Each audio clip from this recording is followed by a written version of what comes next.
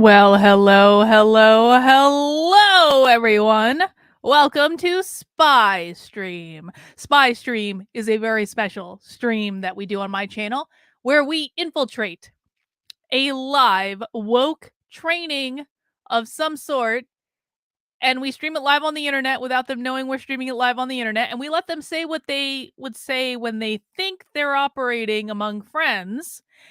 And we allow the facts to speak for themselves. Now, spy streams are a little different because I can't actually control what time these trainings are scheduled. I am at the whim of the woke organizers of these trainings. So on days when I do spy stream, we don't really follow our normal streaming schedule. Normally I stream at 5 o'clock on a Monday or Sunday, Monday, Tuesday, Wednesday, and Thursday on this channel. On Fridays, we go over to my second channel, Actively Unwoke, for happy hour. And on Saturdays, we rest. And then on Sundays, I get up to do it all over again. This was actually really convenient because I literally just got back from the tattoo parlor, getting some more work done on my tattoo. He worked mostly on the back of my arm today. So it was much. Randall wants to see the tattoo. So he did some work on the moon today. He added some more to that. And then he did that back part. I have one more session for this tattoo for right now. This tattoo is nowhere near done, but I'm only doing one more session right now, and I actually cannot wait to have it done. He's going to do a little galaxy spinner thing. It's going to be great. Anyway, you guys didn't come here to talk about tattoos. You guys came here for this. Here is what we are watching tonight. Now, I want you to notice this is a series of trainings. It is a series. So this is the first of 3 trainings that in theory I should get as a part of this, as long as I don't get kicked out for streaming it live on the internet. We're going to have to see. But here's what we're watching tonight: Elementary Teaching for Equity and Justice. Sharpen your radar for the missed teachable moments and attempts at equity and inclusion that can actually further marginalized students. Gain a treasure trove of resources for reimagining elementary curriculum and pedagogy. So tonight we're going to be doing week 1. We're going to be doing challenging what is normal and ideal. Holidays and community helpers are common traditions in elementary classrooms, but they can also be hotspots for inequity, misrepresentation, and injustice. Learn how to recognize concerns in order to approach these topics in ways that deepen students' sense of belonging, ability to navigate the status quo, and imagination for a better world. That's what we're watching tonight. Now, we have about 12 minutes before this gets started. I do have the Zoom link. I haven't brought it up yet. We'll get to that in a second.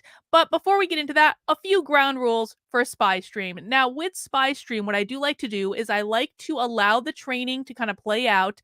And I'm probably not going to be doing a lot of, oh, fuck, I left my knitting downstairs. I'm going to text my husband to get me my knitting because I need my knitting. I just remembered. Okay, so I like to allow the presentation to kind of play out as it does. And what I do is I type in the comments that I have and I display them on the screen. Okay, so if you have amazing comments for the training that we're going to watch, type them in. You can display them on the screen. If you send me in a super chat, I will 100% display your comment on the screen. I might not do a lot of interaction and back and forth with it because I want us to actually be watching the training as it plays out live right in front of us. Victor, can you bring me my knitting from the living room? That just got texted to my husband, so hopefully he'll be making an appearance soon. All right. Another thing I want to talk about is, guys, if you enjoy the work I'm doing, you're going to love my new book that's coming out on April 26th. My book will cover how to fight back against the people that we are watching on this very stream tonight.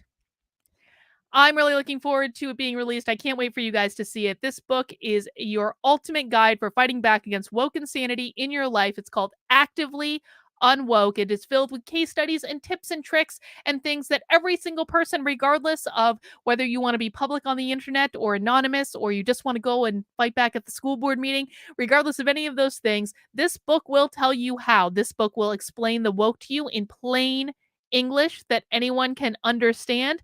This book will give you case studies and examples of people just like you who have fought back against woke insanity in their daily lives. It will tell you what to do if you get canceled. It will tell you what to do to manage your stress level, because it does get a little stressful sometimes. It is coming out on April 26th, but you can currently pre-order the hardcover, the audiobook, or the Kindle version on Amazon. If you are opposed to Amazon, just go to activelyunwoke.com and you can pre-order it on any other site that you can do. Barnes and Noble, Books a Million, Simon and Schuster is selling it. So like all of these places are available for pre-order, and pre-ordering the book really helps me out. And the more people that know how to fight back against woke insanity, the better. The other thing I want to make you aware of is I have an amazing locals community. And most importantly, my locals community actually made today's stream possible because I had to pay to sign up for this webinar. And so what I said was if I get 10 new members of my locals community, or 5, I think I even lowered the bar. I said 5 new members of my locals community and we get to sign up and do this training. So I want to thank all of my new locals members that signed up today and made this training possible because I can't always be shelling out for this sort of stuff, man. I don't actually I don't make that much money from YouTube content. Come on. But it is no joke that my locals community makes it possible to do the work that I'm doing. And if you want to see me continue doing streams all the time, explaining woke insanity, writing books about woke insanity, all the other things about woke insanity, or maybe even just making fun of the media or making fun of both the Democrats and Republicans because they suck equally, please become a member of my locals. It is the best place on the internet. We do 2 Zoom calls every single week that are private, that are not recorded. We do them on Mondays and Wednesdays. We do Bitchcraft, which is a monthly craft and bitch. We do book club. We're going to be reading Conversations with God for our next book club, which is going to be, I think, on April 23rd. That's off the top of my head, like looking locals. The information is posted there. But I cannot do what I do without my local supporters. I really mean this. So if you guys appreciate what I'm doing, I would love for you to come and join me. You can join my locals for $5 a month, less than I paid for a cup of coffee at Dunkin' Donuts this morning. You can also join for $50 a year, which gives you 2 months for free. You can also make a one-time gift, and I really appreciate all contributions to what I'm doing. I can't do it without you guys, so thank you for supporting what I'm trying to do here on the interwebs. All right. I also want to make you aware because we got a couple extra minutes and my husband still has not brought me my knitting. I'm about to call him and be like, Victor, go get my knitting off the couch and bring it upstairs, please. How else am I going to entertain myself? But I do also want to make you aware that in addition to Spy Stream weekly on my second channel, youtube.com/activelyunwoke, we do happy hour, which is similar to Spy Stream, but normally we watch older trainings or trainings that are not live. Spy Stream is a completely live training. I have no idea what they're going to say in this training. Happy hour is a little bit different. So you can see here, we got a whole bunch of happy hours on my second channel. We do them live on Fridays at 5 p.m. So I'll be kicking off happy hour tomorrow. I don't know what I'm going to watch yet, but it's going to be awesome. Real Nick Miles says, get actively unwoke. Nick approved. Hang on. We gotta do a proper promo. Nick says that everyone should buy Actively Unwoke. It is Nick Miles approved. Pre-order it now. And Dunkin' Donuts coffee is the best, Nick. I don't know. I appreciate the endorsement, but Dunkin' Donuts is the best. But you want to listen to Nick. Nick is a big dude. He's going to put you in your place if you don't listen to him. He's basically my bodyguard when I do walkaway stuff. Just in case any BLM. Nick, funny story about Nick before we get started. When we did the walkaway rally in DC last October, there was a kerfuffle with like Black Lives Matter people in the crowd, and I got up on the stage to be able to see into the crowd to see what was going on, because I saw there was a kerfuffle but I couldn't see what, and the only thing I could see in the crowd was Nick towering above everyone, like throwing people out of the way. It was fantastic. So you got to listen to the man. Buy the book. And AD says, my psych class became a 1-hour grievance session. I'm sorry to hear that, AD. All right, guys. The last thing I'm going to do before we get started is I'm pouring myself a beer. We're going to pretend this is happy hour, even though not really. I am pouring today a Dreamsicle, which is a milkshake sour with orange, vanilla, and lactose. So we're going to see how this goes. Victor really needs to bring my knitting up. Hang on. I'm calling Victor on the phone right now. Be like, please bring my knitting upstairs in the next 5 minutes, please. That's exactly what's going to happen. This is what happens when Victor doesn't watch my streams. I call him on the phone. Hang on. We're going to do live on speaker. Hey? Victor, can you please bring my knitting upstairs? You're live on the internet right now. Oh, okay. Thank you. Yeah, I was curious why you were calling.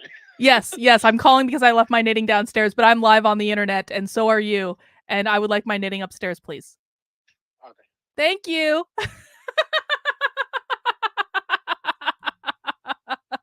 Incognito says bingo card. Yes, the bingo card is in the description. You can download your Unwoke bingo card.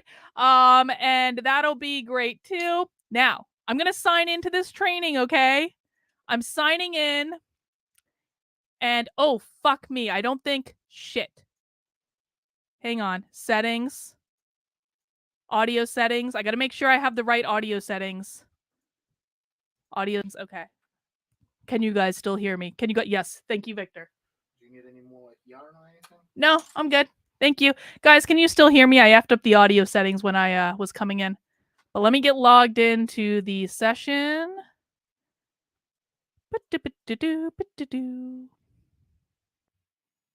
Open in Zoom. In the middle. Your sound was a little funny just then. Can we do another mic check? Hello, hello, hello. Yeah, just like a little Okay. echoey, but I don't. I'm in, Maybe I think. it's my headphones. Let me You sound a little echoey. share. How does that sound? Is Oh that wait, they're echoey? testing. They're literally testing the sound Hmm. of the webinar right now. So Strange. this is actually pretty great. Let me know if you guys can hear. maybe it's not so awful? Okay, apparently you are clear and I am echoing. Thank you, Dr. Can you B. guys hear this? I don't know what Oh, you can't hear me now? I did not test out my mic and it's weird. I'm not Test, something I test, can set up. test. That actually didn't sound so bad just then. So I don't know if it's maybe, I don't know. Do you want to try to come out and come back in? We've got time. Guys, can you hear me now? Oh, I'm super low. Okay. Hi, everybody. Can you hear me now? Oh, thanks, Debbie. That's nice. Can you hear me now? Okay, you guys hear them. That's actually enough for me if you can hear them. But I've turned my mic up. So let me know if that is a little bit I louder. still need you to. Oh, there you It go. won't really matter once the stream actually starts. Is it Okay, better now? good. Where seems to That's be actually better. I'm gonna Yeah. be quiet when the stream starts anyway, That's so great. it doesn't really matter. And just the two of us lovely ladies will be on camera tonight. Since we're doing a webinar, we've got about 320 some people who are going to join us tonight. So it's too big to do a regular Zoom. 300 So you won't see yourself. If you don't see yourself, that's Good. actually a good thing. I'm glad you we're should not gonna just be able to seeing you. see me and Noreen and hear us, but no one else should have audio or glad they're not video gonna be seeing us. capabilities. We We're going to. avoided a potential scandal with Terry. If you're keeping an eye on the chat, that's a good thing. Okay. Wouldn't that have been amazing? I mean, we've had faculty meetings where things like that have happened, so wouldn't be the first time. I was that spouse one time when my husband was on a call that I came in. I was like, hey, and he's like, I'm on a faculty meeting. Well, I'm not going to be talking Great over to them see anyway, so it's introductions okay if of I'm a bit yourselves too in the quiet. I chat. can Thank you so still much for that. continue It's nice to know make it a where little bit people louder, are though. and what brought them tonight. What Hi, brought us Land, oh my tonight? gosh, hello. I put pronouns in my name just to be sure in case I need to type anything in. Okay. Oh God. Okay. We've got some friends, teachers we know are here. I know Jessica is here, Erin is here. We keep the chat and up lots of when we're doing new Spy folks that we Stream get to meet because today. Welcome, Here's the welcome. there might be baby things picture typed into for the chat that we want to request here. see. This baby was in my belly at the beginning of the pandemic. But look at It this is being cute little recorded. chubby It is cheeks. being recorded. Oh, we're busting at the We're baby live on the picture? internet, guys, right now. We're live on the Yes, you know I internet have them on always just YouTube, sitting on here. Odyssey, on Oh. Rockfin, on Rumble, and This even baby on is singing Skitter. in a choir concert in a little bit. So Yeah, hi to they were everyone still- watching on any of the Look other at tech those platforms. cuties. Qbert, I Good. will. Well, now I have to show Thea too, or put else the she'll be bingo left out like the one card. child I didn't love enough to show a picture of. I don't know if you all can see that cutie. Mini Katie. Qbert's over on Rumble. There's your bingo card, Who Qbert. thinks that Noreen's daughter is hung the moon? Like, Got some folks danced around watching it. on Rockfin. Got some on. I am going to start recording just so I don't forget, and we're right at 6 o'clock here. And anyway, if YouTube I'm gonna ever posts turn the off stream, Our you interlude guys can always find me on music. other platforms. It's great to see folks in the chat. Okay, they're And getting I think started, I'm so gonna I'm go going to ahead be and start quiet. sharing the screen. Is that all right? Yeah, Noreen? that's great. I think one of the teachers from my daughter's former school is here. That's amazing. Oh, yay. I remember hearing about Miss Boating Lincoln. Marie, can you see the title Yes. card? Mhm. Okay, great. Wow, that's awesome. All right, maybe just give a couple minutes as people are coming in here, knowing that it's time when a lot of people are managing meals and families and getting all their ducks in a row. So welcome, welcome, welcome. We're so excited for tonight and for the next 2 sessions. We have you hopefully for these 3 sessions. We'll give a little bit of information in a minute about how all this is going to work. But hello, hello. Welcome, welcome.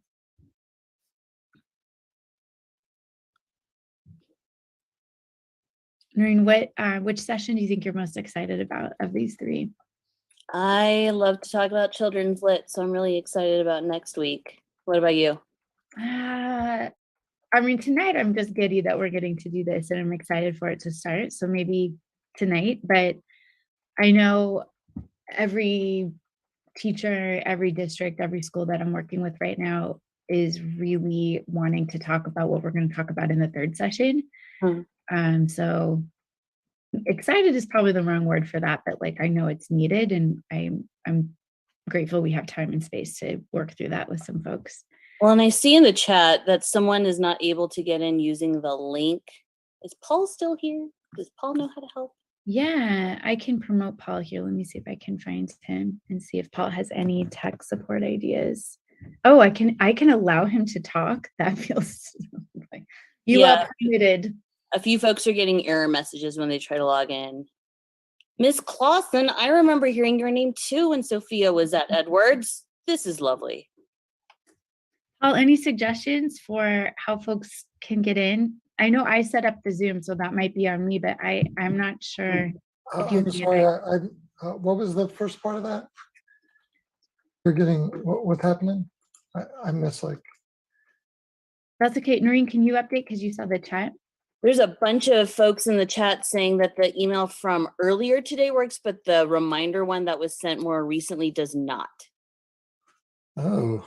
So folks should use the email from this morning. So if your colleagues are not able to get in, if you could let them know, that might be the speediest way to help them out. And then, Paul, is there any way that we could send one more email?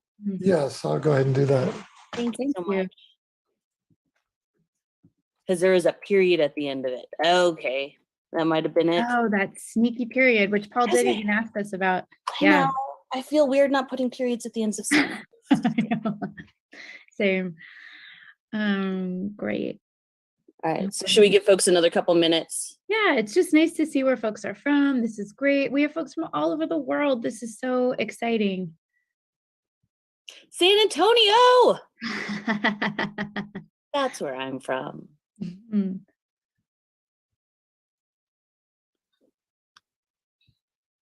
Everybody's helping each other out with those tech support. That's great.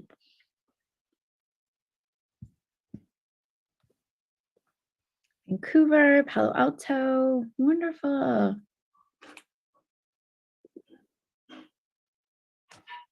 Wonderful, wonderful. We know this is, I mean, this year has been hard and last year was hard. So we just are in awe that anyone has any bandwidth for professional learning right now. That's optional.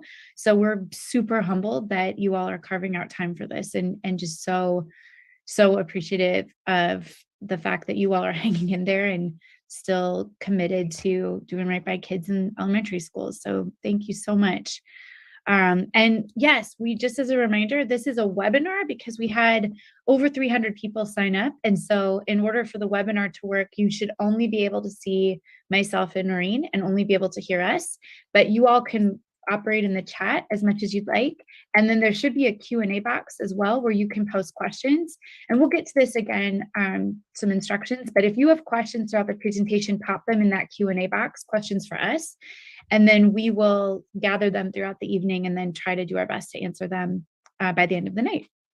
So those are the functions that you should have since we're in webinar mode right now. Okay, and I see Paul sent another email, so hopefully folks will come in the next couple minutes. No, Kelsey, we can't see you because it's webinar mode, so do what you need to do. Eat your food. Don't feel self-conscious. Business. Get comfortable, whatever that needs to look like. Like we gave permission for a lot of weird stuff to go down right now. Yikes. They basically just gave us permission to stream Great. this, Oh, didn't wonderful. they? I Okay. think they did. I think they just gave us Well, they permission need to the new stream link. this Oh, live that's for on the sure. So internet. thank you for that. And you know what? You do your hair for you. That's important. I'm glad that you're feeling good and looking good. We got colleagues that are able to get in. And if you want to post a picture of yourself and stay in the chat, you are also welcome to share it with our audience today. It's great. Maybe just one more minute. Yeah. Let Thank you people so much, in. Paul, for helping out. Yeah.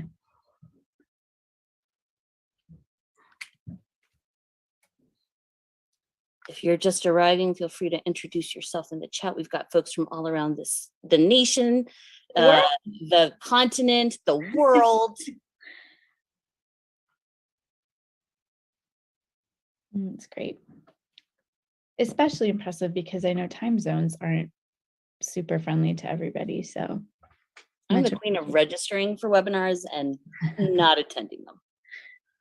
Is that like buying books and then reading the first 8 pages and falling asleep and forgetting I have the book? Or just buying the books and putting them on your shelves, and maybe Doesn't you'll it read them explain someday. so much about their view of by the the way, I've world been meaning to when tell you they about buy this the really book and then don't awesome new read the book. book? Just That remind me explains to a tell you lot, later. doesn't it? A Midwest history book that I know you'd geek out on with me.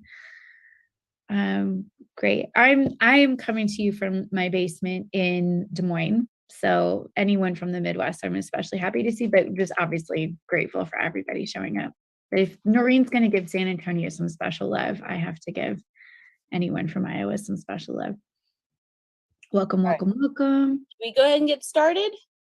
I think so. Great. Okay, let's do it. All right, welcome everyone. Thank you again just so much for being here. Like we said before, if you weren't able to join us right at 6, we are in perpetual awe and gratitude to teachers always, but especially the last couple of years that I'm sure I'd be shocked if this wasn't like the hardest couple of years for anyone in their career, and the fact that you all are still making time for your own professional learning that's optional. Maybe some of you were told you had to come to this, but I'm guessing most of you chose to be here, and that is incredibly special and just something we take really seriously. So thank you, thank you.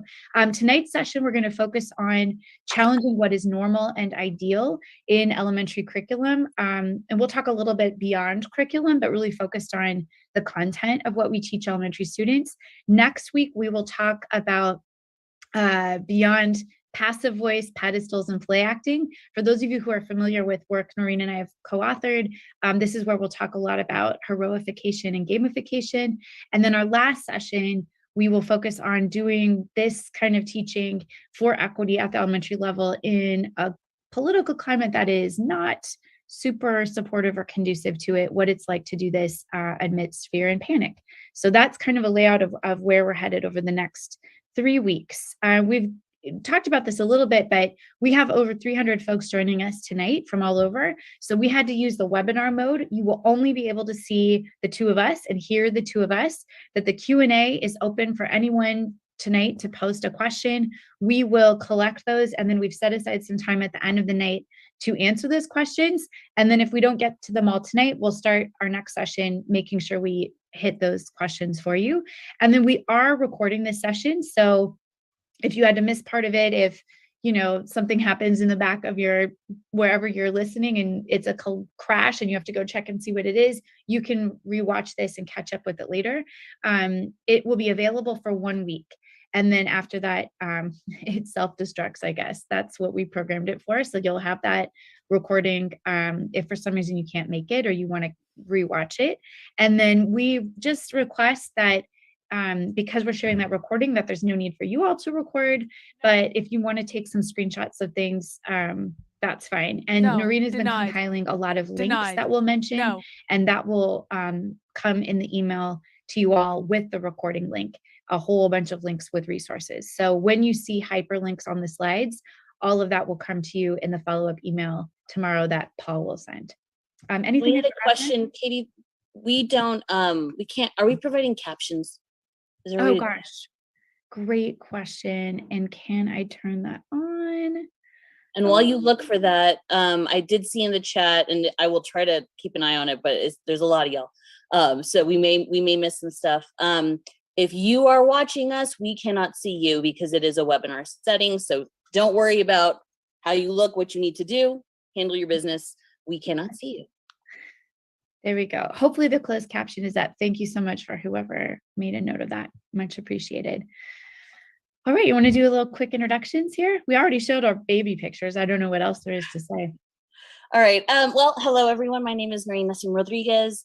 I'm an assistant professor of teacher learning, research, and practice in the School of Education and affiliate faculty of ethnic studies at the University of Colorado Boulder. Before coming to Boulder last year, I was at Iowa State University for 4 years where I met Katie.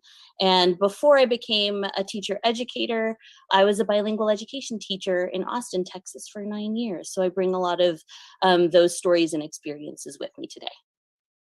And I am currently a lead equity facilitator, I think is my official title, at the Equity Literacy Institute. I do consulting full-time for districts and schools around equity and justice in the curriculum especially, but all sorts of other topics. And I was a middle and high school social studies teacher back in the day, and then went back to grad school, became a professor working primarily in elementary methods. So since 2011, have been teaching elementary methods. Had my dream colleague when Noreen came to Iowa State, and we just could not have been more excited, I think, to brainstorm together and scheme together. And I know that really helped me imagine what we're going to present to you today and really work through it. So also a researcher still and a scholar, but just no longer a professor at a university. Nice to meet everybody. Okay, this is Noreen's turn to explain why we have corgis, and I'll get the poll ready. So I am a new dog owner, new-ish. I was one of the many people that got a dog during the pandemic, and it's a corgi. You may hear him later. But on a scale of corgi, many of you are teachers who were probably teaching today, either in person or online. How are y'all feeling? We know you've probably had a long day. Maybe you have not had dinner yet. How's it going? So let us know in the poll. We'll start off each of our sessions with this just to do a temperature check, a mood check. How you doing? Which one are you, Noreen, while everyone is thinking it through? I think I'm the number 4 because I still can't believe there's so many people from so many places here I today. picked 4. That's good. What are you? I'm feeling like like number 5, like ready to get after it. Let's go. Let's do this. I had a feeling you would say that. I don't know what that means. Point me at that lettuce. Also, this is feeling a little podcasty to me right now. This is weird. Normally we do very interactive webinars because we do stuff with smaller groups. There is a question about receiving a certificate of completion with credit, CEUs. I can't remember what that stands for. That continuing ed credits or units, and that is a question for Paul. So Paul, if you are still in the chat, if you could respond, that would be really helpful. Thank you. It's a good question. And if he is not here, we will ask him.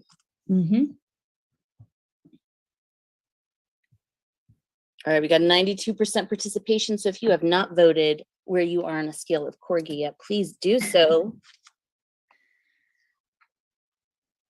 Okay. So Certificate I'm of going to end the completion poll. after the last session. Excellent.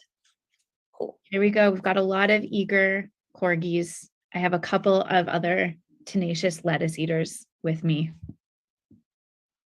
Okay, this is where we're at. Yeah. And then about a third of people wiggling their head slightly. Noreen and I were laughing about her descriptions and trying to accurately describe these corgis in words. Okay, great. I'm going to stop sharing. That was actually my first time ever doing a poll in Zoom. I can't believe it after all this time. All righty. So before we get started, we want to just be really clear about when we say teaching for equity and justice in elementary spaces, what that means for us, and kind of what guides our thinking. So we view justice and equity at the center of what we do. And one of the things that I've started saying lately is I am no longer in the business of dragging people to the river. Like, if you don't believe that racism exists, this is probably not the space for you. We recognize that not all kids are served in the same ways in schools, and we want to fix that. We want to do better. We want to do right by all children, not just the ones who have a strong support structure at home, not just the ones who are obedient and listen and do all the things their teacher wants them to do, all kids.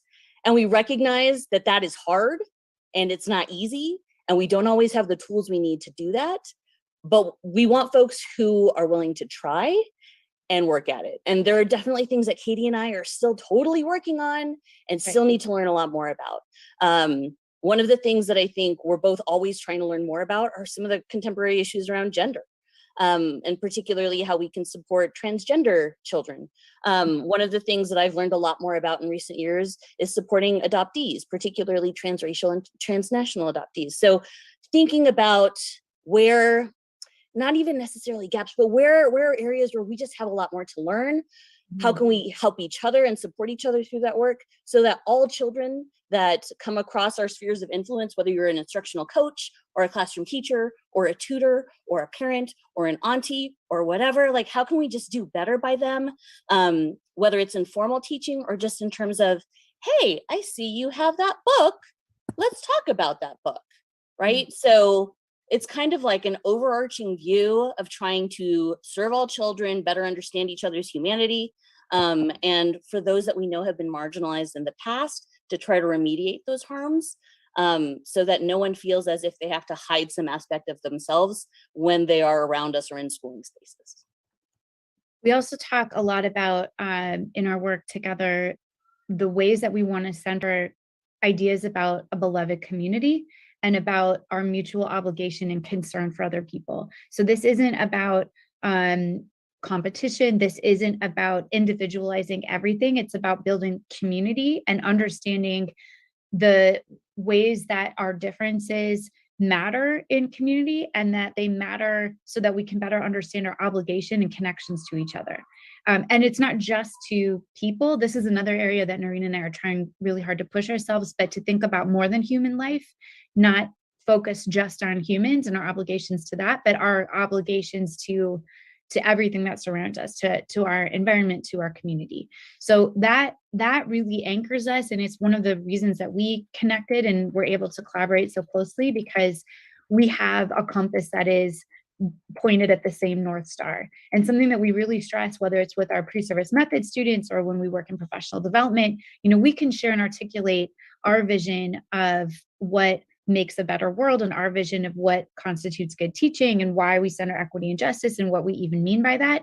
But that being able to articulate your compass and put words to that is incredibly important. And we'll circle back around to this in the last session, that knowing why you do this work, why you do what you do, why you're making the choices you're making, will help you make better choices and will help you be super clear about when you are not willing to compromise, when you are not willing to go along with whatever latest law or district mandate that is harming kids.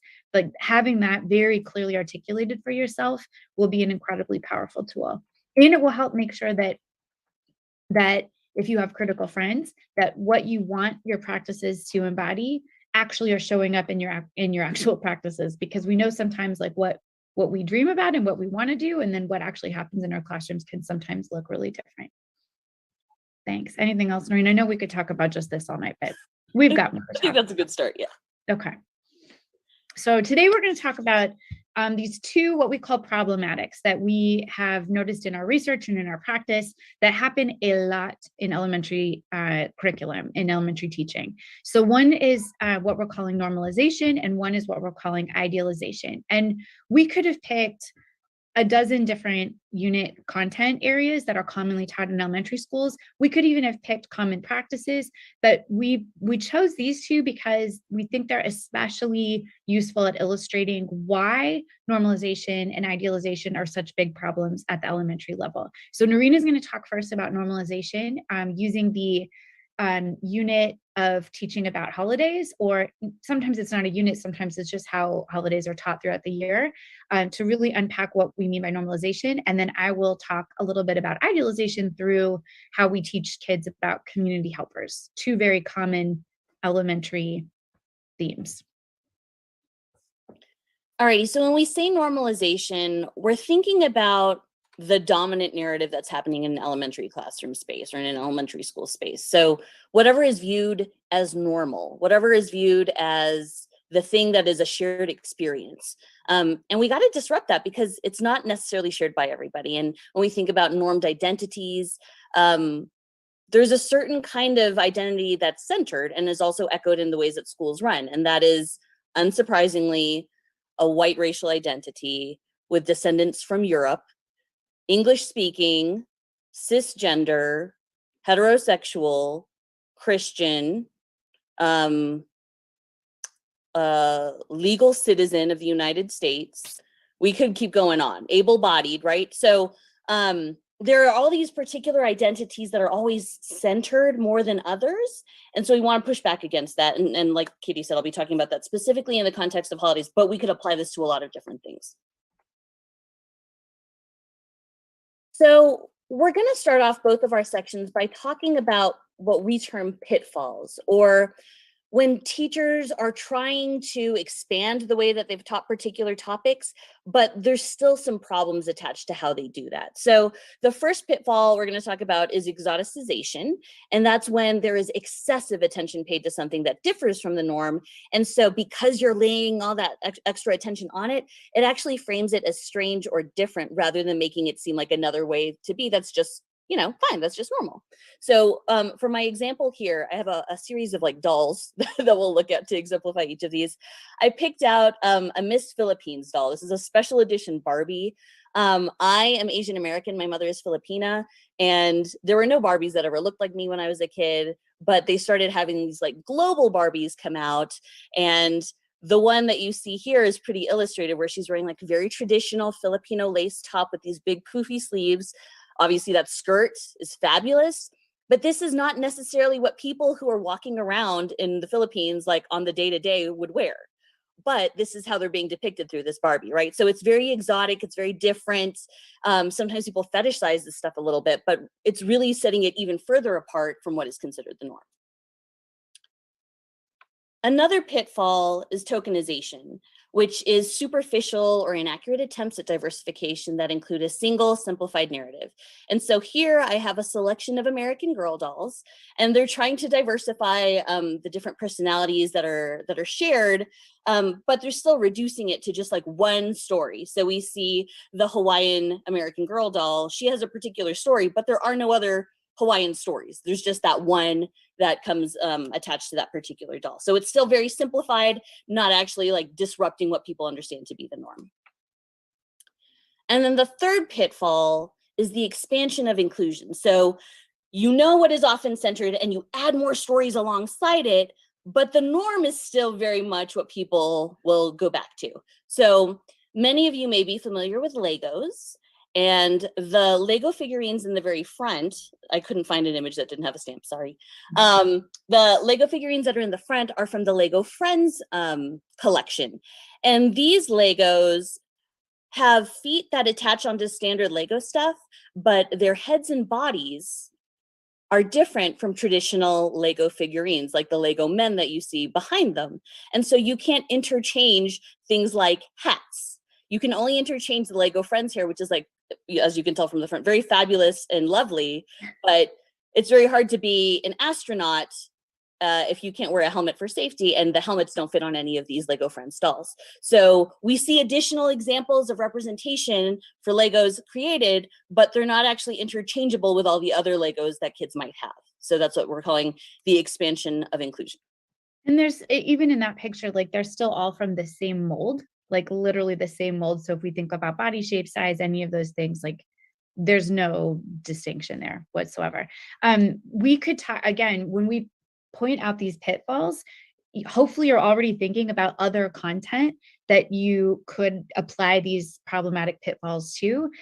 So the example that we're really going to focus on is holidays, that you hopefully are thinking like, oh, how we teach about families, or how we communicate with families, or what we set up as the norm. Hopefully you can think of lots of other examples as we're going through these tonight. Alrighty, so now applying each of these pitfalls to examples from holidays. I mentioned exoticization first, and we see this a lot with holidays that are not European, although it can also happen with European holidays. Oftentimes, and again, I said I'm Asian American, so I'm really sensitive to those because I often experienced some of this exoticization myself as a child. One of the holidays that has become more common in public schools is Diwali, which is the Hindu festival of lights. And it's a beautiful festival. There's lots of bright colors. There's obviously lots of lights.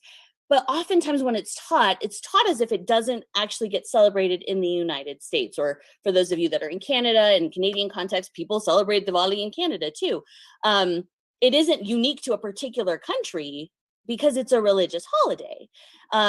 Here we have an illustration of a workbook that was used in the classroom, and it's very much framing Diwali in ways that absolutely exoticize it. So for example, the way that food is served is different and special. But you could go to an Indian restaurant wherever you live and find a thali plate that has a bunch of little portions of different kinds of things. That isn't something that's only done on Diwali, and it's not something that's only done in India, but it's being portrayed as such here. Similarly, we see clothing, and yes, while people might wear traditional clothing of South Asia on Diwali, they also wear that clothing on other days, and they also wear jeans and what we would consider to be Americanized or Western clothing as well. So when we frame things as exotic and other, it doesn't actually make kids think that these things are also happening here. And like I said, particularly when it comes to Asian American or Asian, I guess, origin events, that tends to be really, really prominent, this idea of exoticization. Tokenization is another thing that happens a lot. And there is some overlap between these three, so just keep that in mind. But sometimes educators will try to diversify things, but it's still very superficial or often telling a single narrative. So for example, a teacher might note that religions have different kinds of symbols, and people might wear these symbols on different parts of their clothing or body in different ways. But the way they teach it still assumes that all people are religious, or that there's only one way to practice each of these religions. A 2021 study by the Pew Research Center found that 29% of American adults are religiously unaffiliated, which means they're either atheist, agnostic, or reported their religious identity as nothing in particular. So I think it's really important that we be honest about how we teach religions, because there isn't a single way of practicing Christianity. And oftentimes teachers who are familiar with Christian faiths know that and might even articulate that in detail with their students. But when it comes to faiths that they don't know that much about, they just talk about one particular way of practicing that faith, even though every single one of these religions has a tremendous amount of diversity within it.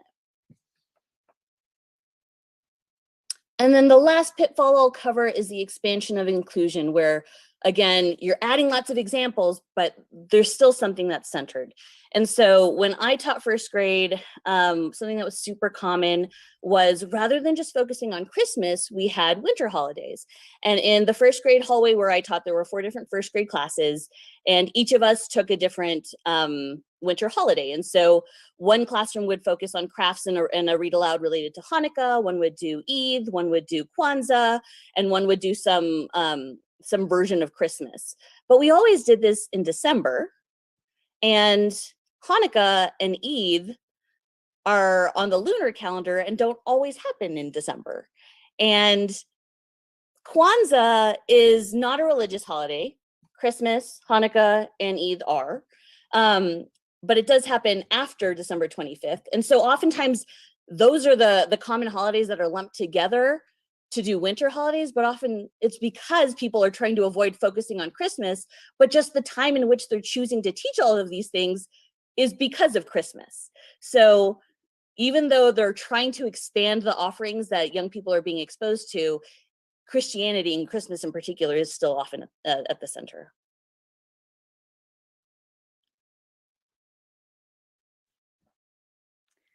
Okay, this is time for a poll that I'm going to insert here.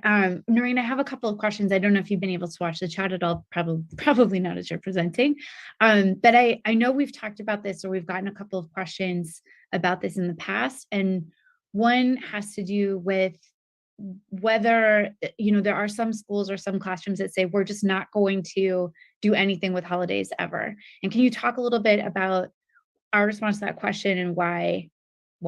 Like what your take is on that question as I get the poll ready here.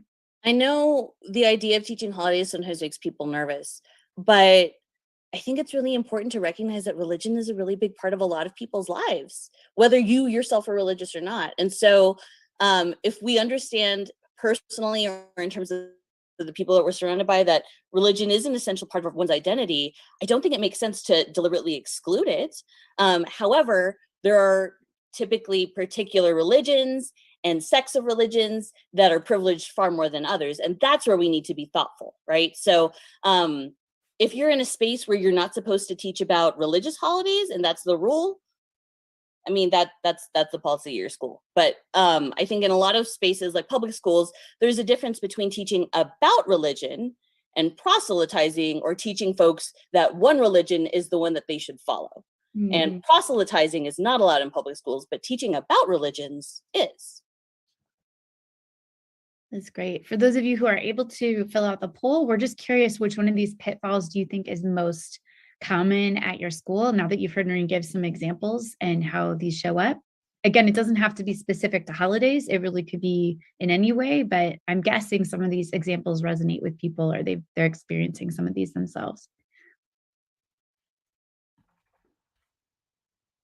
I mean, what's a common question you're getting from your students about teaching holidays?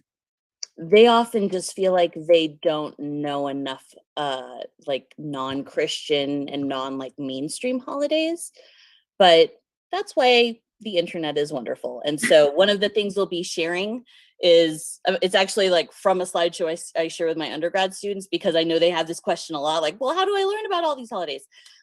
There's a free book that I think the Tannenbaum Center will send to teachers, or you can get a digital version, and then we'll be sending out a lot of links just to get you thinking about some stuff so you can get a little bit more background knowledge. Because yeah, we don't expect you to know every holiday that exists in the world in every culture, but this is a great opportunity for both you and your students to learn about more.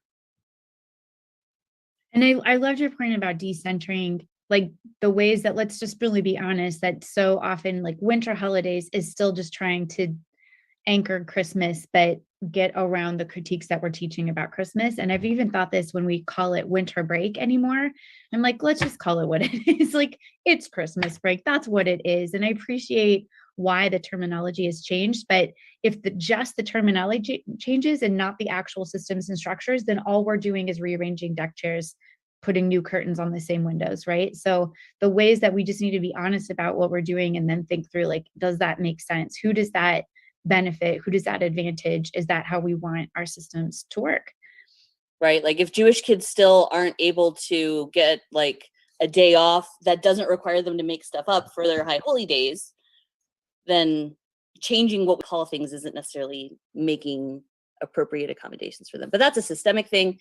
And I think that's beyond the scope of what we're able to do. It is for sure. But I appreciate you just naming, like, let's just think about why we would bundle particular holidays together. And is it still because we're anchored in these dominant traditions? Then we need to think about rebundling things in a different way that doesn't center that.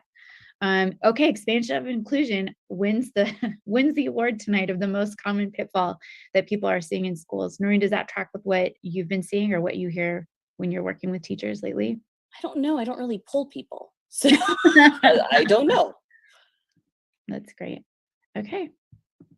Awesome. All righty. So I've presented a lot of issues to you all, and I don't think it's fair to say, don't do this, don't do this, don't do this, without telling you some steps that we can try instead. So here are a couple creative solutions to normalization, and I'll give you some very clear examples of both as they relate to holidays in a moment. But the first is contextualization of topics. Like, one of the things that drives me and Katie bonkers, oh, not yet, Katie. Oops, sorry.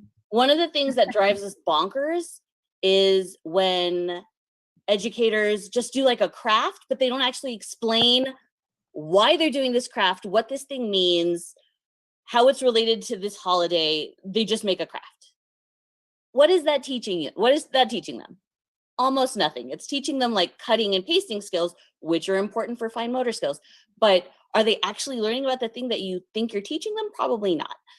So it's important to contextualize the thing that you are hoping to teach.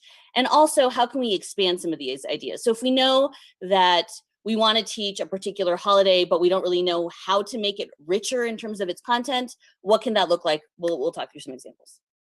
Great. So in terms of contextualization, like I said, we want you to move away from cute crafts. I mean, they're cute. I'm not saying get rid of them completely, but make sure that they're contextualized so students know why they have a dreidel. How is this dreidel used?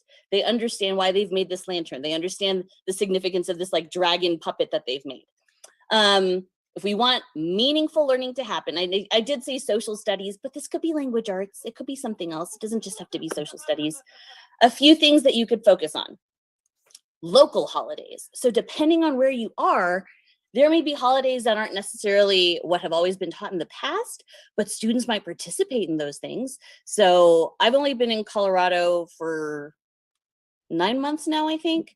Apparently Colorado Day is a thing. I learned about it when it happened because I started getting a bunch of emails about it. So that could be a thing that you spend some time on. I know at least one person is from San Antonio, Texas. Fiesta is everything in the month of April. So when I was in school, everybody talked about Fiesta. We had these very fancy shirts with like ribbons that were like 3-dimensional and puff paint with these confetti eggs that we call cascarones on them. Like it was a whole thing. And to be able to talk about Fiesta in the classroom was incredible. And those are the kinds of things that kids get really excited about because they see it when they go out places on the weekends. They see it all over their city and community. If folks are from the Chicago area or from New York City, you might be familiar with Polish military figure Kazimierz Pulaski. There's a whole day that's dedicated to them in some of those places. People will have festivals. I think in the past, they used to have days off of school. So there may be really significant holidays that are particular to your local community. And that would be a wonderful thing for students to explore because they can also actively participate in a lot of those celebrations outside of school. Historical celebrations are also a great way to just get deeper into different kinds of holidays. So learning about how certain traditions evolved over time, or thinking about how different groups celebrate those things differently based on where they are or who they are. So one example is how Columbus Day is often critiqued because Christopher Columbus did some really atrocious things, many atrocious things, and how Native folks have really tried to reclaim the day of Columbus Day as Indigenous Peoples Day. Another example is Thanksgiving, which we could do a whole webinar just on that. Yeah. But thinking about how its recognition as a national holiday actually emerged from a woman named Sarah Hale, who wrote a letter to President Lincoln, and Lincoln needed an excuse to unify the country in the middle of the Civil War. That being said, some of these holidays still have some things that might want to give you some pause. Katie, you want to jump in? Yeah, for sure. And I just saw in the Q&A too, I really appreciate this from the Rural Alaska team, just thinking about vetting local holidays, who celebrates them, who doesn't, why, the nuance associated with Indigenous folks in particular, like historic trauma and stolen land, thinking about Thanksgiving, which yes, we could do 3 sessions on just Thanksgiving, and actually had a sample unit that for a while we thought about including in a book we'll tell you about later, but having that be put to the students as a form of inquiry, that there's a National Day of Mourning, that a lot of Indigenous people celebrate on Thanksgiving, or that's how they spend that time and are encouraging others to spend that time to draw attention to genocide, stolen land, historical trauma, etc., versus having it be a day of like platitudes and gratitude. So thinking through what the histories of those holidays are and why we celebrate them. Noreen, something you said just made me think of how we started tonight with our compass. Like, why are we teaching anything we're teaching? Is it because we've done it for the past 15 years and that's why we're doing it? Because it's familiar or routine or comfortable or even expected, especially expected by people in power or people who are systems advantage, right? Or are we saying, okay, why would I even teach about the holidays at all? Having that super clear compass helps you decide to raise particular questions with students and decide, it helps you decide to frame things in particular ways. It points you to whole different content. So if we're saying, you know, we're really prioritizing students wanting to understand their identities, how folks are different, how they're the same, the power dynamics at play in a community, what obligations we have to each other, suddenly why we would ever talk about holidays looks really different than if it's just kind of like a march through the kit we have of bulletin boards in the hall closet that we all share, right? And it's March, and so it's time for St. Patrick's Day. Or because it's something that's on the district calendar, or even something that's in the state standards, right? That if we have this like compelling reason that we're ever making decisions about what to do with our students, we're going to highlight different things, we're going to pose different questions to them.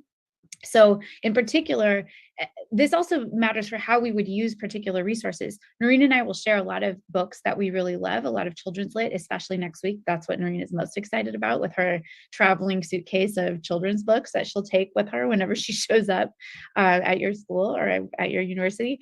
But no matter what the book is, you could use a book a lot of different ways. So this is a great example. Sarah Gives Thanks is about Sarah Josepha Hale. What we know about Sarah Josepha Hale, however, the book is like, yay, this, you know, woman was behind Thanksgiving and she had this campaign. And it's not that any of that isn't true.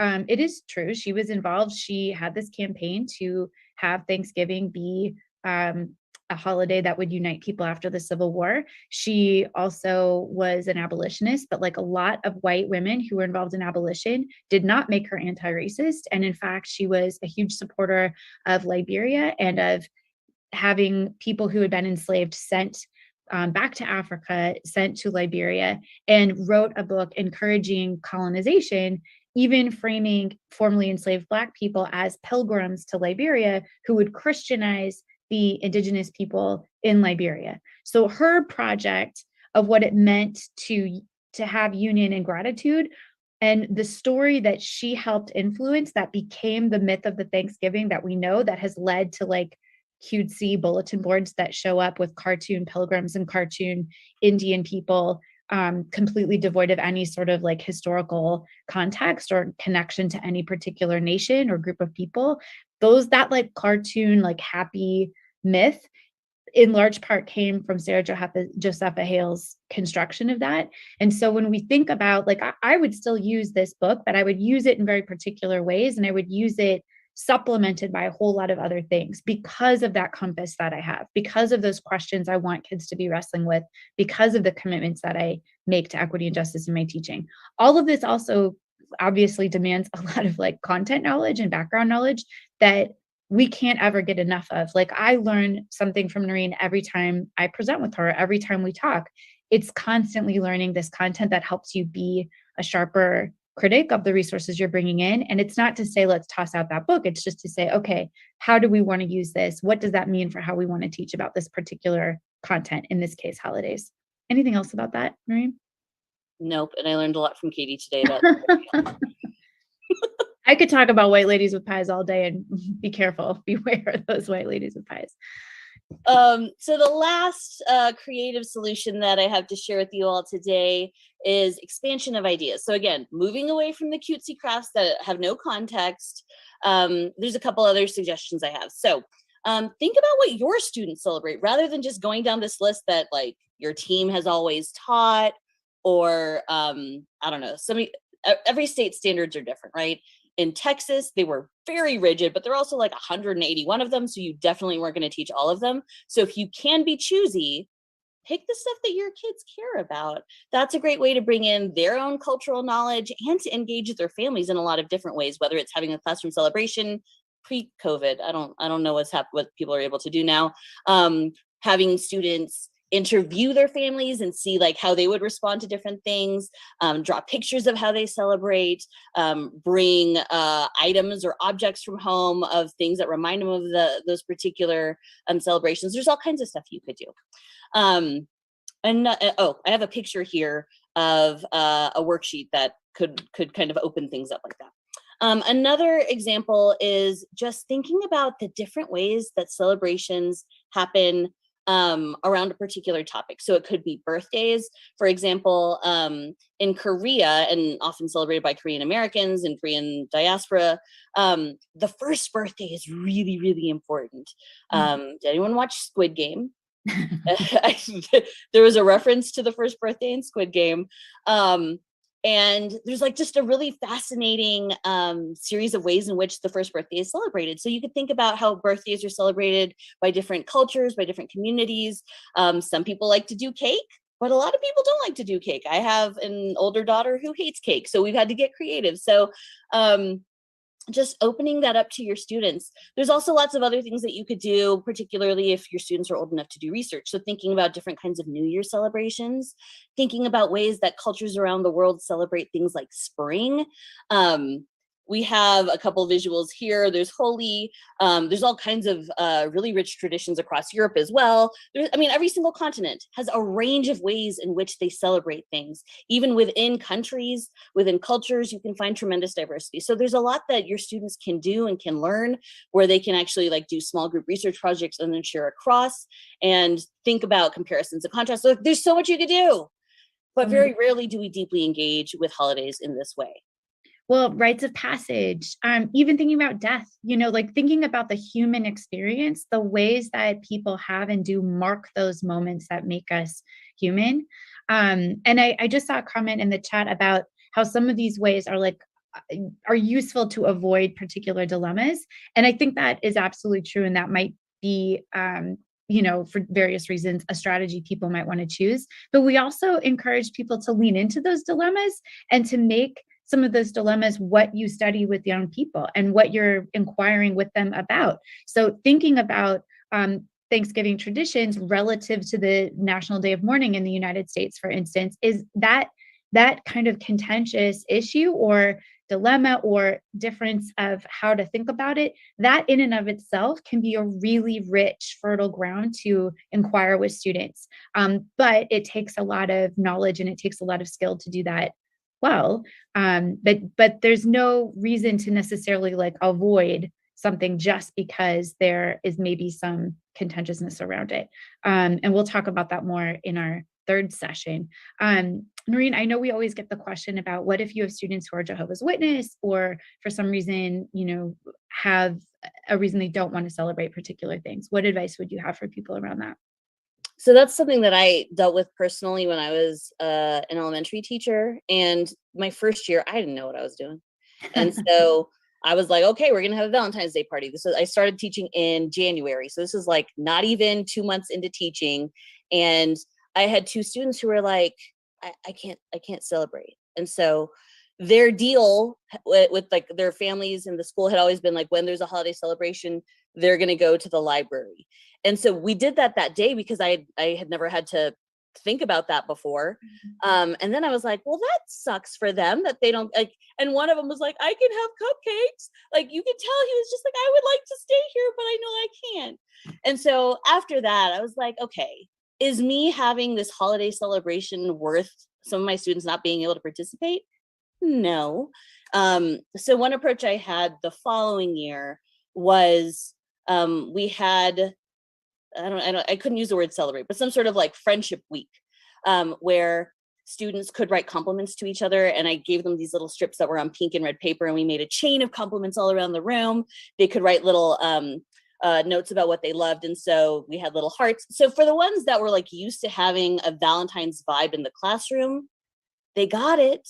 But I didn't have to actually do a whole Valentine's Day thing. It was just about showing love and care to each other and to our community. So when you have students who are not able to participate for any reason, think about ways that you can maybe shift things so that what you're doing isn't exclusionary and actually can be more inclusive. And again, it goes back to your compass. Like, is your compass fun first?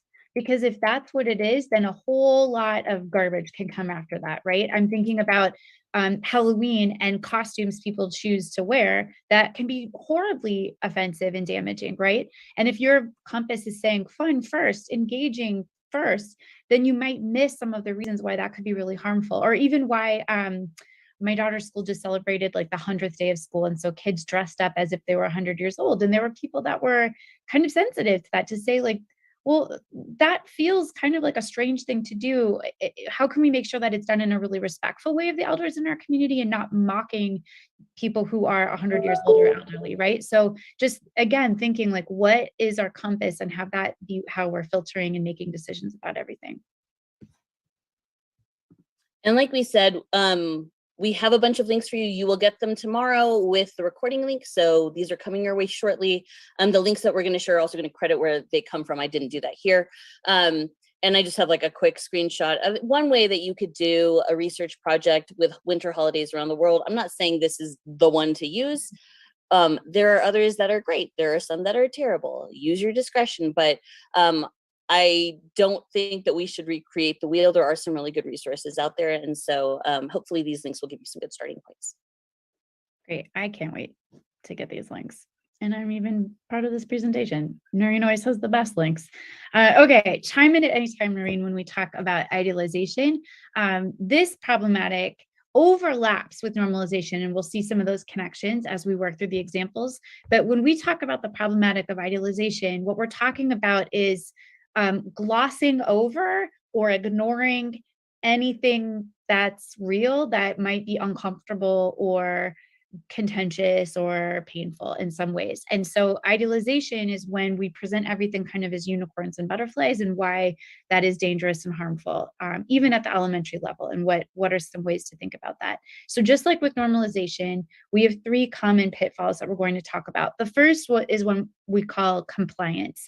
And this is when the ways that we present content, or the ways that we even set up our classrooms, organize school rules, classroom systems, is that we assume unquestioning compliance with authority that ignores or denies any problems. So it's saying there's nothing wrong with these systems, everything's working fine, just follow the rules and everything will be great. Like that kind of message to students. And we send that message to students in all kinds of ways when it comes to school rules, classroom rules, but we also send that message in all sorts of ways as it relates to content.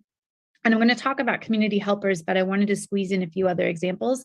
Probably my favorite example has to do with maps. I love maps so much.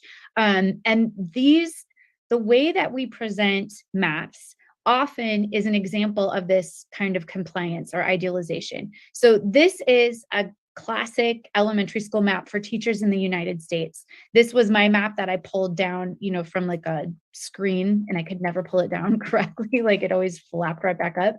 This was it. It's the 48 states, and then Alaska and Hawaii kind of like crammed in the bottom. I actually had a student one time ask me why Alaska was so cold. He was really confused because he'd only ever seen a map where Alaska was like off the southern coast of California and right next to Hawaii.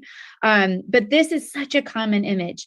This is masking so much, right? And it's really encouraging this like compliance, like everything's fine, everything's neat and tidy, and there's nothing to see here. But there are all sorts of contentious issues that relate to borders, whether it's national borders, state borders, even thinking about what gets included here, that the United States is an empire. It has territories. And I have yet to see a classroom that has a map of the United States that includes the territories, that includes even making the distinction, like DC is included on maps because that's the capital. I used to live there. It shocks my students to find out that when we were residents of DC, could not vote, that we didn't have senators, we didn't have representatives that had voting power in Congress.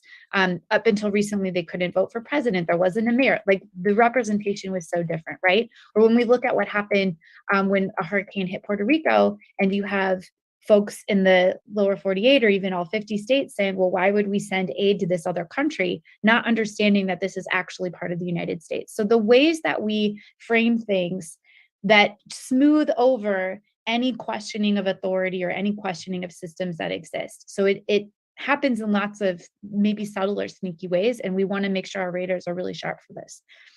We also have the problem of the presumption of shared ideals.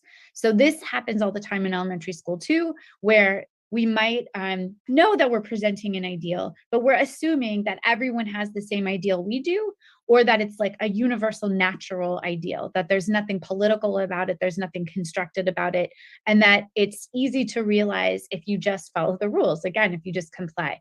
And this is a very, very small example.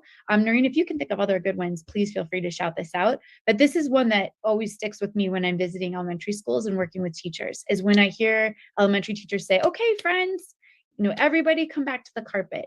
It's like a presumption, like if I just say it enough, we're all friends and that's how it's going to be in here, right? When in reality, that is not how the classroom is, right? Like not all kids are friends, and that's okay. They don't have to be friends. They have to care about each other. They have to think about the consequences of their actions on each other.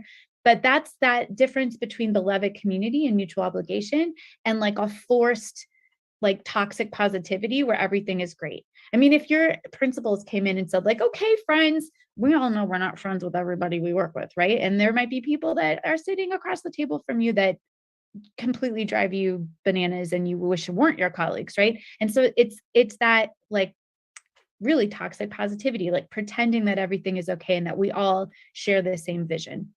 And then the last problem that pops up, this is kind of like a tier 2 problem, is sometimes folks can swing really far the other direction and then only focus on reality and trauma and pain and aren't making space for joy or resistance or agency or even helping cultivate different ideas about a better world. One of the best examples of this, and we talk a lot about this in our work together, is when teachers teach about slavery. And they're trying to teach about it from an anti-racist point of view because they think slavery was so horrible and they want to make sure that kids know that and they know about it. So then it becomes the only time that Black history is ever taught is through the lens of enslavement. So it really narrows this experience for folks, and it eliminates the resistance that happened within enslaved communities, that the joy and agency that folks found. So there's a way to honor that while also being realistic and honoring that pain that comes along with it. But we can see sometimes that folks that have the intention of wanting to teach for justice and equity then only focus on trauma, and that can create lots of problems for kids too. And it's just like soul sucking, and it's really not a great way to engage yourself or kids.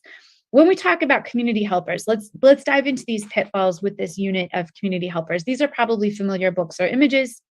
These aren't necessarily books we're saying to get rid of, but we're saying these are really common in terms of how community helpers are often seen. And you can see some of this like compliance or like idealization happening here with smiling faces and everybody's helping, and hands are used to help. They're never used to hurt anybody. I also want to point out here that you can see some of the pitfalls that Noreen talked about with regards to normalization, tokenization, exotification, that can happen at the same time with the same content. So again, these might be resources we'd want to use, but we would want to use them in thoughtful and critical ways. So let's talk about compliance first of all. And I'm going to focus here specifically, well, we're going to talk about community helpers generally, but specifically police in just a moment.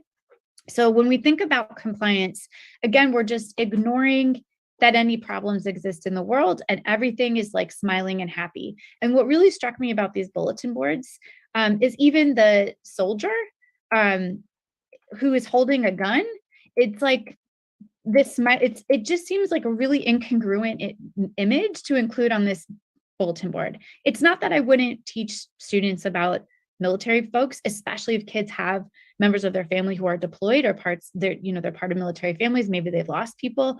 That to me would be an image that is a complicated and fraught image that I wouldn't put on a bulletin board with like a bunch of smiling faces, right? I'd want to really think carefully about how I frame that. Or these Lego heads. Marina, I just realized we have 2 Lego shout outs tonight. We're not getting paid by Lego. But this idea of like cheerful, happy people, winking, smiling, and they're sort of the classic lineup. And this is where normalization comes in, where who is identified as community helpers is sort of the usual suspects always, like police, firefighters, nurses, that those are the quote community helpers that get the most focus. Marina, anything you want to say about that? I want to make sure I'm not steamrolling past your. No, you're good. I'm trying to answer some stuff in the Q&A. So great. Okay. Great. I mentioned that I wanted to talk specifically about police. There were dozens of children's books that I could have included here. This is the overwhelming way that police are shown or are framed for students at the elementary level. People are smiling. There are lots of people of color. Like, that was honestly the most common image, was showing people of color as police officers, who are friendly, smiling, helping you across the street, helping, helping this dog in terms of Officer Buckle and Gloria. Keeping You Safe is the title of this one children's book.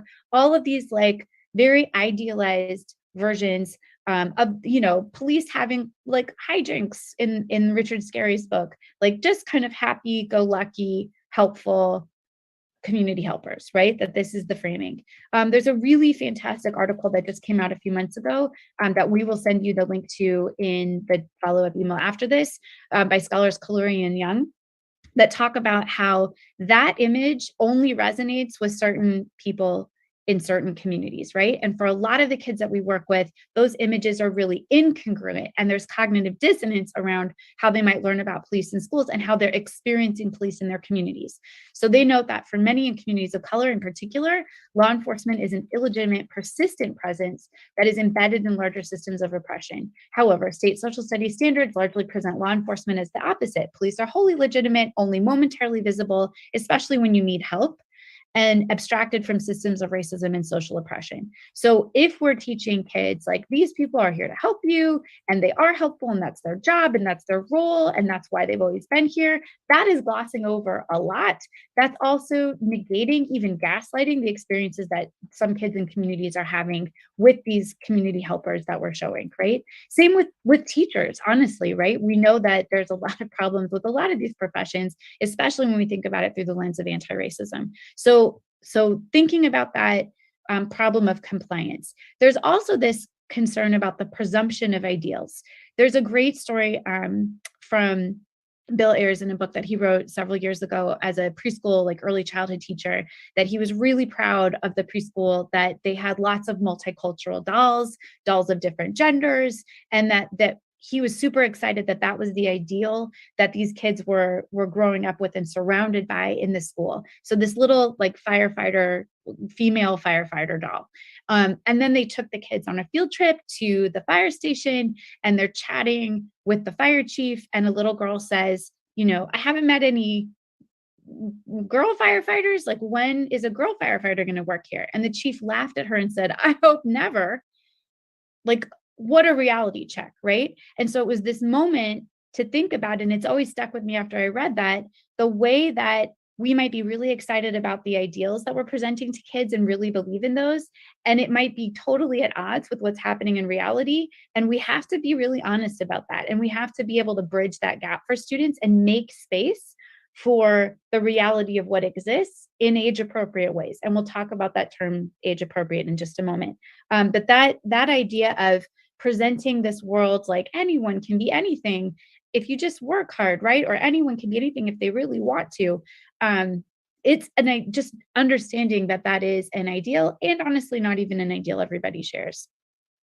So that last problematic as it relates to community helpers is no ideal, just focusing on like trauma and reality all the time and not making space for dreaming of things that are better, or joy, or resistance, or agency. Carla Shalaby wrote this really beautiful book called Troublemakers. If you haven't read it, we cannot recommend it enough. Lessons in Freedom from Young Children in Schools. And in it, she says, if we prepare children for the world we have now, we will necessarily reflect and reinforce the everyday harms and assaults of punishment, confinement, and exclusion. Instead, we have to begin to prepare children for the world we want.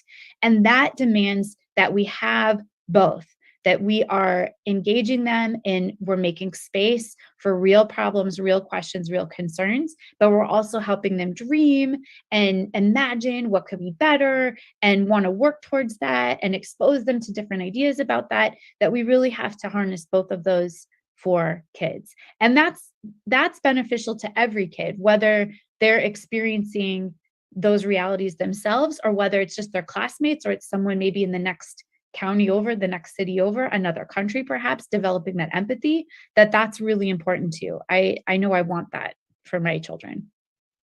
Okay, so here is a poll time to take a breath here. And Noreen, anything you want to add or anything you want to make sure we talk about as I'm asking here, which of these pitfalls is the hardest for folks to try to avoid in their settings right now? We have a question in the Q&A, but I think you're going to get to it, so I'll hold off on that. Yes. When you're working with your students right now, your method students in particular, like what are they wrestling with when it comes to this problematic? Katie, I don't pull them. I know. They're wrestling with the idea, the whole idea.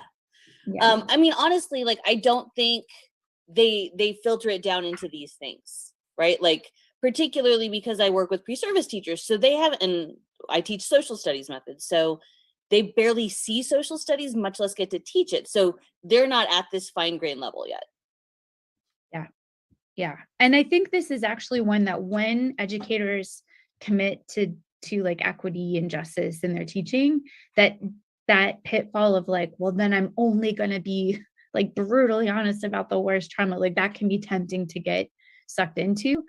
Or that ideal of I'm going to make sure I have all this representation, but actually that representation is like, you want to balance it between the accuracy. I'm thinking of some college students I just worked with who were really frustrated. They're students of color who came to this campus and they said, I feel like I was really misled because all their marketing materials showed all of these super diverse groups of people racially and ethnically. And I thought, oh, that's awesome. Like, I can't wait to be in this community. And then I show up and I realized that was a lot of advertising and that they selected very intentionally particular pictures to make it seem more diverse than it was. It's like that, the clash of when ideals meet up with reality. And so just wanting to be really careful in our teaching that we are considering how to weigh both of those and how to engage kids in both of those.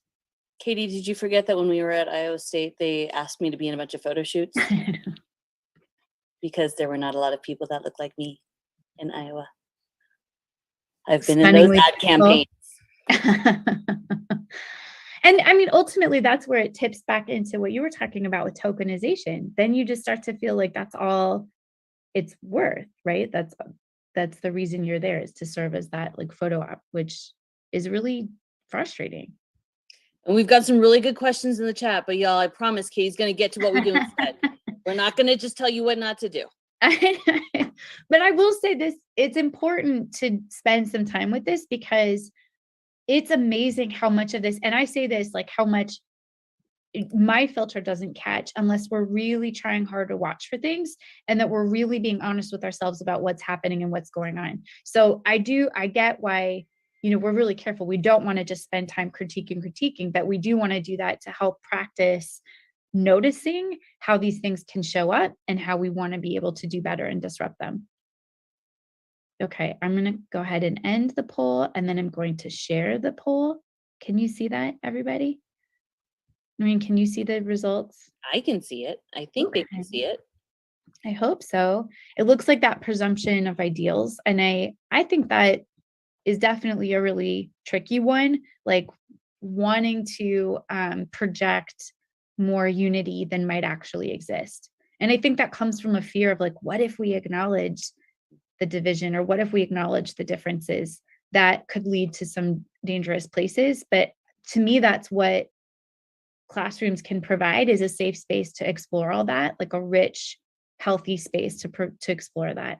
Paul and I are actually working on a book together where we talk about building community. And so often teachers try to build community by focusing on the similarities that kids have with each other, but that actually can lead to really dangerous, superficial forms of connections that depend on me being able to feel like I am like this other person, instead of being able to see how our differences connect us and to honor and appreciate those differences. So it's just a push to think, to think about that we want to try to include both. All right, so here's the solutions for those of you that are like, great, I know what not to do, but what do I do instead? We are going to talk about two creative solutions. One is realization, and that's being frank and honest and open and making space for students' questions and concerns and their lived experiences to be able to be part of the classroom. And then the other is the co-construction of ideals and doing a lot of dreaming with kids. And this is where the arts are so important, whether it's music or visual arts or dramatic play, and where young kids especially are brilliant, and where their creative minds and they're hopeful and they're optimistic. And that's one of the greatest parts of working with young children. And so that's something we want to make sure that we lift up and make sure that we have space for with them in our classrooms. So when we talk about realization, what we're talking about is making sure we're being honest and frank to realities that kids have in age appropriate ways. And I put asterisks there because age appropriate, there is no like scientific answer to what is age appropriate. It's all contextual and it's all socially constructed. The way that I think about age appropriate, I think about it in a couple of ways. One is when kids start having questions about things, that's a good time to start talking to them because they have questions about something. And so let's engage them in those questions. It doesn't mean I'm always reactive. You know, there are times where it makes sense to be proactive. But I think about my 4-year-old who has a lot of questions about the world, or we've witnessed things together that were shocking that she had questions about, that I want to make sure she feels like we can have frank conversations. You know, thinking about an example, even thinking about the murder of George Floyd, that we happened to be driving down the street and saw mass protests, you know, people demonstrating really right after his murder. And then we saw police start to beat the protesters. My then 3-year-old at the time, just barely 3, had a lot of questions about what we were witnessing as we drove by. And I also know as a white parent in particular, this is not the moment for me to shield my child, right? So we had conversations about what happened. To me, the difference is the level of detail and the level of graphicness. For me, the distinction isn't lie and paint a happy picture that when they're old enough, we'll tell them was a lie and then we'll be more honest with them. To me, the distinction is tell the truth in like basic details, using words they can understand and concepts they can understand, and understanding my daughter and like what, you know, what kinds of things she is already naturally curious about and being able to talk about that with her. And then filling in the story with more detail and nuance and complexity as they get older. Noreen and I have worked with college students for a long time. And Noreen, I don't want to speak for you, but one of the very common responses that I get from students in their 20s is how angry they are that they were lied to as kids, and that there's so much content that we work with them on, whether it's about holidays or whether anything, where they are stunned that so much was kept from them, and that if they hadn't taken that class, they might not have ever learned as adults, and that that lack of knowledge would have influenced their actions in the world that they're embarrassed about or horrified by. Would you say that's been something you've had with students too, when they're older? Yeah, for sure. They just don't understand why people couldn't be honest with them when they were kids. Because it sticks with them, right? Like if no one's been honest throughout your K through 12 experience about particular histories, to learn about all those things when you're about to go teach children yourself is pretty shocking. Right. And especially when we think about the demographics of who becomes elementary school teachers, predominantly white, Christian, straight, cisgender, at least in the United States, that is often who becomes teachers, and that they are often sheltered in many ways from a lot of these honest histories or accurate information about the world. So that's a problem, right? So we want to think about just being frank and honest and asking kids like, well, what do you want to know about it? You know, and this is safe space to ask questions. And I'm going to help get you information that helps us understand something. And I might not always know the answer. This is something we could spend the next 3 sessions on as well, digging into just this one point. So this is just the tip of the iceberg, but really wanting to be honest.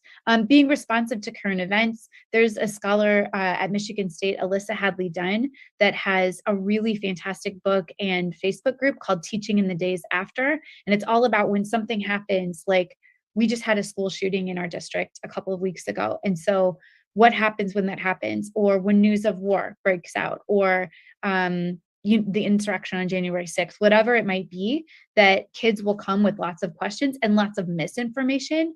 And we have obligations and responsibilities to engage them in that. There's some really great children's books and resources. I know there have been teachers that have created like question boxes where students can write their questions that they have, so they can even be anonymous, and teachers can decide, have a little bit of time to think about how they want to respond. Maybe it's in the moment, maybe it's to take a little bit of time, learn something yourself. Maybe it's some time to gather yourself because you might be personally impacted by whatever event is unfolding. But we are huge fans of children's literature, and luckily there are some really beautiful books that are very helpful in this regard, some of which you see here. Anything else specifically you wanted to shout out resource-wise? No, but Katie, we got 15 minutes left, so Yeah. let's make sure that we cover stuff, and we have a bunch of questions around this topic, so I want to make sure we can try to get to a few of those. Great. The last little bit I'll say here is around realization, is making sure that we are also looking for the helpers, that classic quote from Mr. Rogers, I think that his mother taught him to say. And of course, to always watch out for normalization too, as we're thinking this through. But the looking for the helpers and looking for how people are trying to address problems in their community or to address the realities is super important. So that first batch of books is expanding our sense of who helpers can even be. And then thinking about the ways that folks have tried to solve problems in their communities. We've got a lot of other children's books that we recommend at Social Studies for a Better World, ssfabw.com, but we will link these as well. Really just focusing on how do people solve problems? How are they trying to solve problems? So you're not dwelling in the problem itself, but thinking about how people are trying to solve them.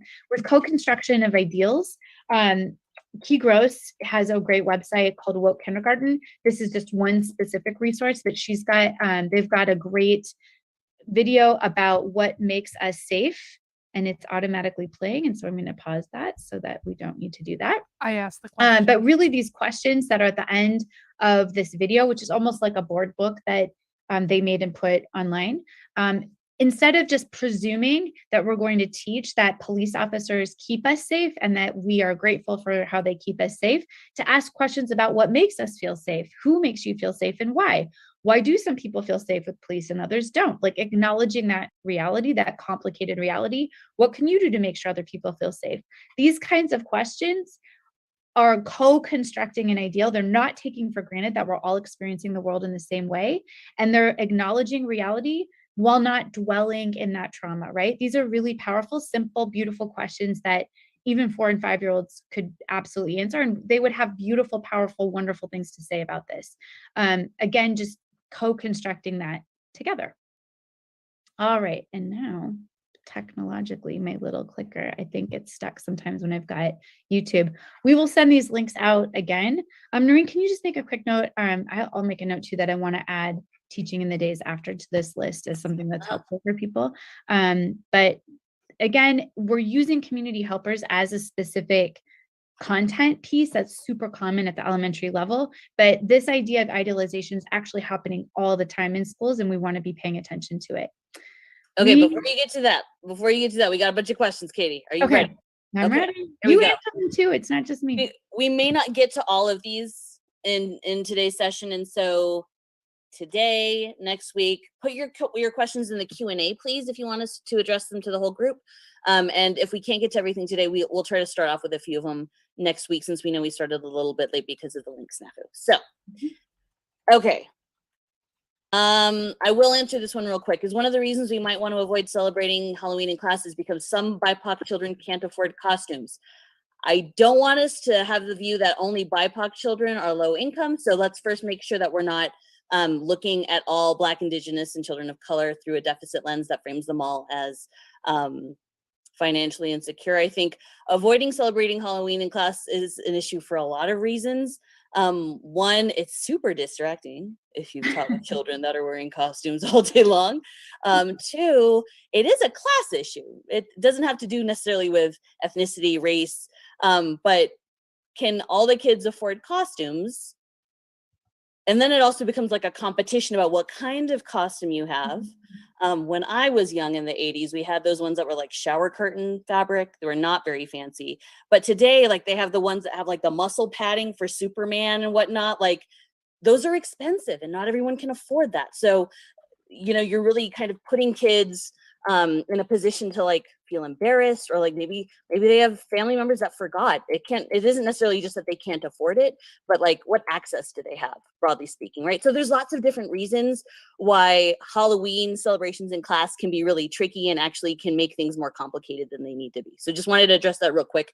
That one just popped up. Okay, Katie, I'm gonna have you start off some of these, okay? Okay. All right. This is, I think, a really, really common question that we get a lot.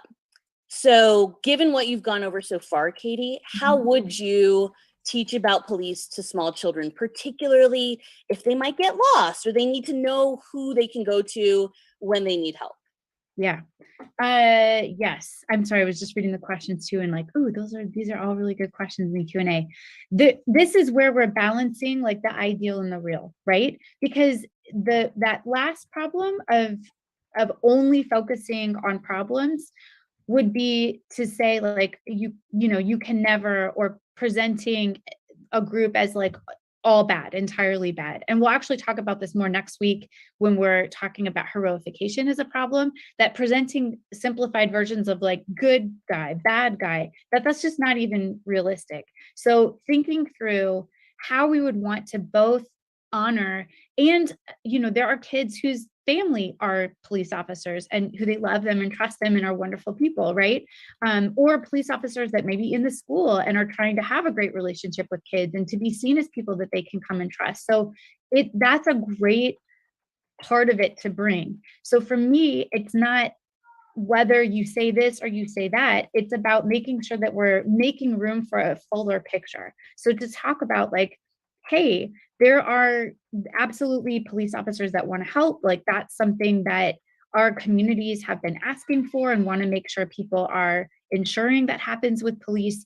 But we also want to be thoughtful about the ways that there are communities that don't feel that way. And so I think those questions that Key posted, like what makes you feel safe? How do you know if you can trust somebody, whether it's a police officer or any adult, right? How do you know you can trust somebody? How do you know you can't? What do you do? And asking those questions and having conversations about that make space to honor that, of course, there are people who are wanting to be helpful in those roles and who would want kids to trust them. And I think those people also understand the systemic reasons why that trust has to be earned, right? So it's just having those more full, comprehensive conversations. So it's never just like 3 sentences you say one time and it's over. What's the next question? I don't know if I've like sufficiently answered that, but. Okay. All right, this is a good one. So given everything you've said, particularly I think around the idealization, how do we balance representation? So like allowing Black girls to see Black women as doctors for hope. And I think someone in the chat said that like 3% of US doctors are Black women. So how do we balance that representation versus idealization? Yeah, and I think just that, like teaching about those figures, celebrating those figures, bringing people in as guest speakers, and then asking them about challenges and looking at that 3% number and looking at that, like having that balance of excitement, but that the reason we're super excited to share these people is because there have been a lot of challenges. And so we need more, right? Like that's the honest truth. I'm thinking about a conversation I had with a family member who is very upset about equity in schools and doesn't like it, and has young children in elementary school and doesn't like anything that's happening ever around anything that we've talked about tonight.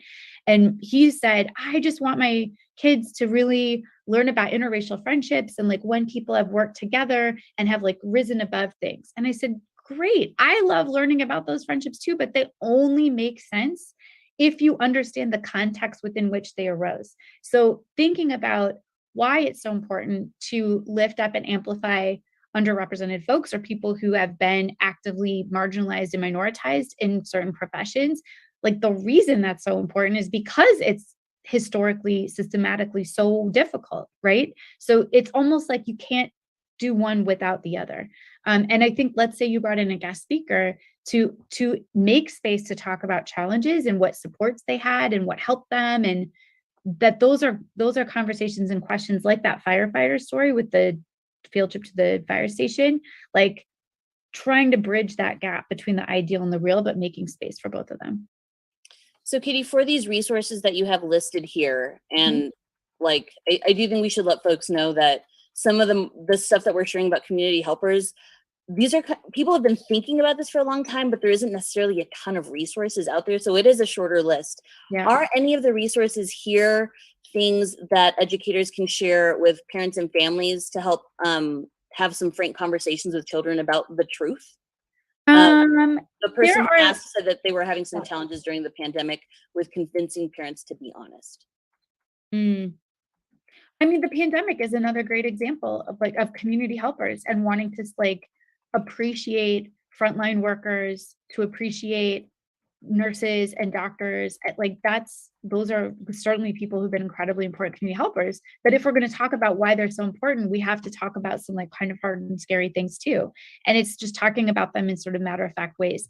I will keep digging to see what else I can find for that specific ask. I think that's connected to some resources we have ready for the third session. And there's some things that are embedded in some of these articles that might be helpful talking points. But there might be some people you just can't convince. I mean, even the other day when we had this school shooting, my husband's like, can we just not talk about it for like a day? Because this kid has had a lot of hard conversations the last year. And like, again, you also might have some kids in class that are like just tender heart, skittish kids that need a very gentle touch, and other kids that you can just be like really frank and forthright with. That's part of your beautiful professional expertise that you have about how to balance that. So it's not necessarily one size fits all, but it's never lie, right? That doesn't help anybody.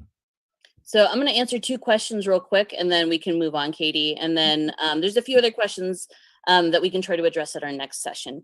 One person asked, if your whole class celebrates Christmas, would it make sense to think about the family tradition comparisons and sharing? I would say yes, but also if your whole class celebrates Christmas, could you spend a little bit less time by focusing on some of those traditions and thinking about other celebrations around it?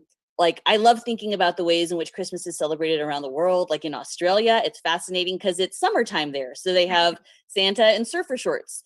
So you could do that, or you could just think about like, well, if we are already familiar with Christmas, what other holidays could we learn about, right? So there's a few different ways you could take that. And then we also had the question about discussing appropriate touch and not appropriate touch. Katie and I are not school counselors. We don't have a background in that. So I don't feel comfortable answering that, simply because that's a conversation that I think might be best had with like someone with more like child psych background than what I possess. Katie, how do you feel about that one? Yeah, I agree with that like very specific question. And I think my point about how I would talk about police is one suggestion is to lift it up and talk about just trust in general and like adults. And how do you even know if someone is helping or hurting? What do you do if someone who's supposed to be helping you is actually causing harm? Like, what do we do about that? That's like one of those fundamental questions that kids have a lot of ideas about, a lot of questions. You could look at lots of different examples. It's not just police, right, where that happens. Like there's a ton of racism in the medical profession, for instance, just as one example. So when that to me is the lens that we're bringing to this is helping surface some of those questions that doesn't take for granted or presume anything or oversimplify anything or construct something as real when really it's only the way that people with a lot of structural advantage experience the world. That's what we're trying to push against, is to break that open and move away from that, to say like, okay, well, of course there are people that help. There's a lot of different people that can serve as community helpers. What are all of those ways that people can be helpful? What happens if someone has been tasked with helping and then is actually hurting people? Like, what do we do about that? That's a really profound way to frame it that might take you a lot further with kids than like a super hyper focus on one particular profession or one particular instance. So Katie, we got 1 minute left. You want to wrap it up for us? Yeah, let's do Tell it. them where they can go if they have more questions or thoughts or want to learn more about what we've been discussing. That's great. A lot of this that we've been talking about comes from a book that Marina and I co-wrote that came out last fall, and it's Social Studies for a Better World. It is social studies, but there is so much beyond social studies in the book. It's just kind of the curricular area that we're coming from. We've got a discount code for folks if they want to order it. You do not have to. We feel a little bit uncomfortable and weird even suggesting this, but a lot of the questions that you have and lots and lots and lots of other examples of what we're talking about are in this book, along with resources and ways to talk about this with colleagues, parents, students, etc. So if y'all want to screenshot, and we can send this link, the discount link out in our links with the email that we send out tomorrow with the recording as well. We want to make sure that next Thursday, you all know we're talking about this idea of heroification and gamification, dramatization. It's titled Beyond Passive Voice, Pedestals, and Play Acting. We're going to be specifically talking about teaching about the civil rights movement and teaching about, quote, westward expansion, which is really colonialism, settler colonialism, and ways to rethink how we do that with kids. And then children's lit in particular, which is Noreen's jam forever and ever, for sure. Anything else with that one? I think we've got one more slide here. We are gigantic fans of Abbott Elementary, a show that came out in the US here just a few months ago about an elementary school and its teachers. And if you have access to watching it, it's available streaming. And I don't know how that works in other countries. I know sometimes in Canada that's tough to stream things. Do you know, Noreen, if it's available beyond US borders? If you have the availability to watch it and you haven't already, we recommend that you do. Our little like mood check-in will tap into some of these characters next week. All right, thanks. That's great. Thanks so much, everybody. We'll stay on just another couple minutes here if folks want to go, want to follow up, but just, yeah, thank you so much. And we'll have a lot more for you the next 2 sessions. And guys, we'll stay on until they kick us out. Lisa, in particular, I saw in the Q&A, we'll talk a lot about this question of what if like your school district or school board is demanding compliance with a certain policy or not wanting you to open up questions with kids. That's really what session 3 is all about. Yes, please tell us more about how you would like Someone asked teachers about to the break the law. Pollyanna racial literacy curriculum. Didn't we look at that at some point, Katie? I know I hope something they about will. that. Also, I saw Gloria posted a question about bulletin boards, and I know that we have like a special hatred for clip art that gets used on bulletin boards so often. I don't know if there's more specific questions about that, but We'll do a little debrief once they kick us out of the room, guys. Sit tight, mount that like button if you haven't already. Please make sure you're subscribed to the channel. We'll be doing this Wait. next week too. that amazing Zoom. We got it all in. Oh, you might need to write a blog or something about the Pollyanna curriculum. Folks want to know. I know. I need to collect my thoughts because I know it's really under attack in a lot of schools. It's being named specifically as like banned curriculum along with the 1619 project. So yeah, I want to be. Oh, we're going to like, thoughtful record about all the what we sessions, say. Tom J. All of the sessions will be recorded. We've got some Abbott Been streamed Elementary live on the internet. fans. Oh, Justin, I'm sorry that Hulu's not available, but they have ways of accessing it. I do just like to stay until they kick us out because you never know what they're going to say. You never know what will come out of their mouths. Oh, someone said that Abbott Elementary feels triggering, and so they're waiting to watch it until the summer. I hear that. I don't think it is. The teachers I know have really enjoyed it. That's great. I mean, honestly, there are lots of applications to higher ed. For sure.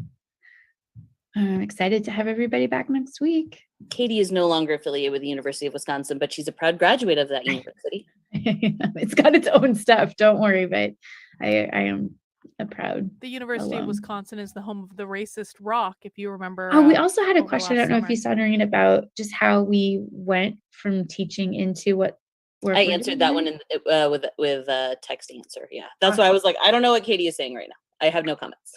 No, that's really great. And Nina, I will send Nina, I'll pull her email off, that is working in a boarding school. And there's like a whole, I think sometimes doing this work in private schools versus public schools is a whole other conversation too. Maybe that can be something we touch on the third session. It's just our context. Do you remember when you were talking about your book with Paul, what else you might have mentioned? You mentioned a book that you love. It might have been Alyssa's book, Teaching in the Days After, but Troublemakers, I know I mentioned. I put those two in the chat, but I wasn't sure if maybe you said something else and I missed it while I was typing. I don't know. We will talk about learning for justice at our 3rd week. That's great. Yay. All right. I think I'm going to go ahead and stop the share and stop the recording. Oh God, I had a panic moment where I was like, what if it's not recording?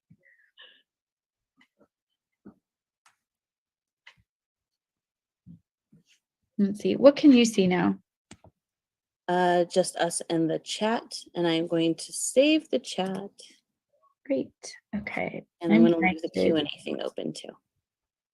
I'm trying to get out of my slideshow. It's like a very aggressive thanks right now that won't let me leave it. Right. We take a screenshot of these questions. Slide share is aggressive. Any of those that we want to answer later. Okay, good. All right. Do you want to go ahead and shut it down? Yeah, sounds good. Did you cut all the questions there? Oh, well, we've got all the ones that were still open. Do you want me to screenshot the others? Sure. Did you see someone strongly dislikes bubble people? Yes. I mean, I have a paper I've written about that. I know. I kind of feel like we should have Amy guest speak, just like drop her in for like a rage-filled 3 minutes to just talk about why she hates this clip art so much. Yes, do a rage-filled 3 minutes for us, please. Let's see. Guys, we're going to do a debrief as soon as they wrap up. Don't worry. Okay. Captured all the questions we answered and that are still open. There were some not questions posted in the Q&A, so I just moved those aside. But I think we are set. Great. Oh, I saw the question you answered about Columbus Day. That's another one that's interesting to talk about, like the history of that holiday and its connections to Italian Americans feeling denigrated and wanting to not be mistreated and have like a hero. Do we have that described in the book? Do we get into that one? I cannot remember. That's a great question. I can't remember either. I guess we All can right. look at the index real quick. Okay, I'm going to shut it down, and then you want to reconnect? Yeah, that sounds great. All right. Okay, I'm going to stop the recording. Okay. See y'all next week. Bye.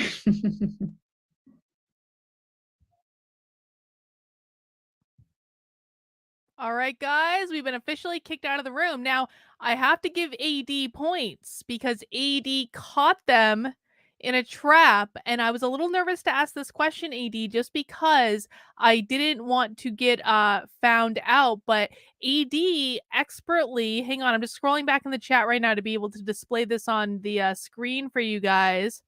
AD asked this great question. Now, I wordsmithed it a little bit when I asked it in the Q&A, but AD wanted them to answer why we celebrate Columbus Day. I bet they don't know.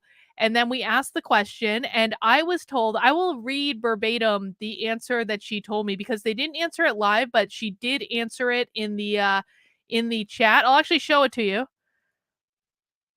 I will show you what she answered. There's the screenshot. Columbus committed. So I said, I guess I'm unclear about why we wouldn't want to celebrate Columbus Day. Can you say more about what it stands for and why it might be problematic? And she answered, Columbus committed horrific atrocities against the Taino people and was responsible for genocide. A quick Google search can get you lots more info. I do love it when I actually pay to attend a training seminar and they tell me to Google. Because remember, I paid to attend this. Well, we all paid to attend this, really, for the people who joined my locals to make sure we had the funds for it. But like I actually like when you're giving a paid webinar, you don't say just Google that. That's just like not professional. And she says a priest named Bartolomeu de las Casas wrote extensively about it at the time, which is not the reason that Columbus Day is a thing. As AD told us in the chat, Columbus Day came about because of a lynching of 11 Sicilians in New Orleans in March 14th, 1891, before they were considered white. And so what was striking to me about that, AD, is did you notice the other one at the end was actually kind of they know the right answer. Here's my point. They know the right answer. At least that white girl knew the right answer about why Columbus Day is celebrated, and she didn't want to acknowledge it. Why don't they want to acknowledge it? Because some people consider Italian Americans to be white, and some people do not consider Italian Americans to be white. And so they don't like to acknowledge when Italians are involved, because Italians are a little tricky. Sometimes Italians are oppressed. Sometimes Italians are actually considered to be white people of color. And sometimes they are not oppressed. And it really just depends. It depends on the circumstance. But I did have to say, I was impressed that the white one knew at the end, and she just didn't say it. All right, guys, I'm curious. This is training 1. Now, the reason I need to be a little bit more careful in this is that there are actually 2 more in this series. And I want us to do spy stream for all of them. I want to expose this entire training series. Okay? So I can't get found out. I cannot get found out just yet. I have to bide my time, and I gotta be stealthy. Gotta be stealthy about the situation. Otherwise, they might kick me out, and then I don't get to spy stream session 2 and 3.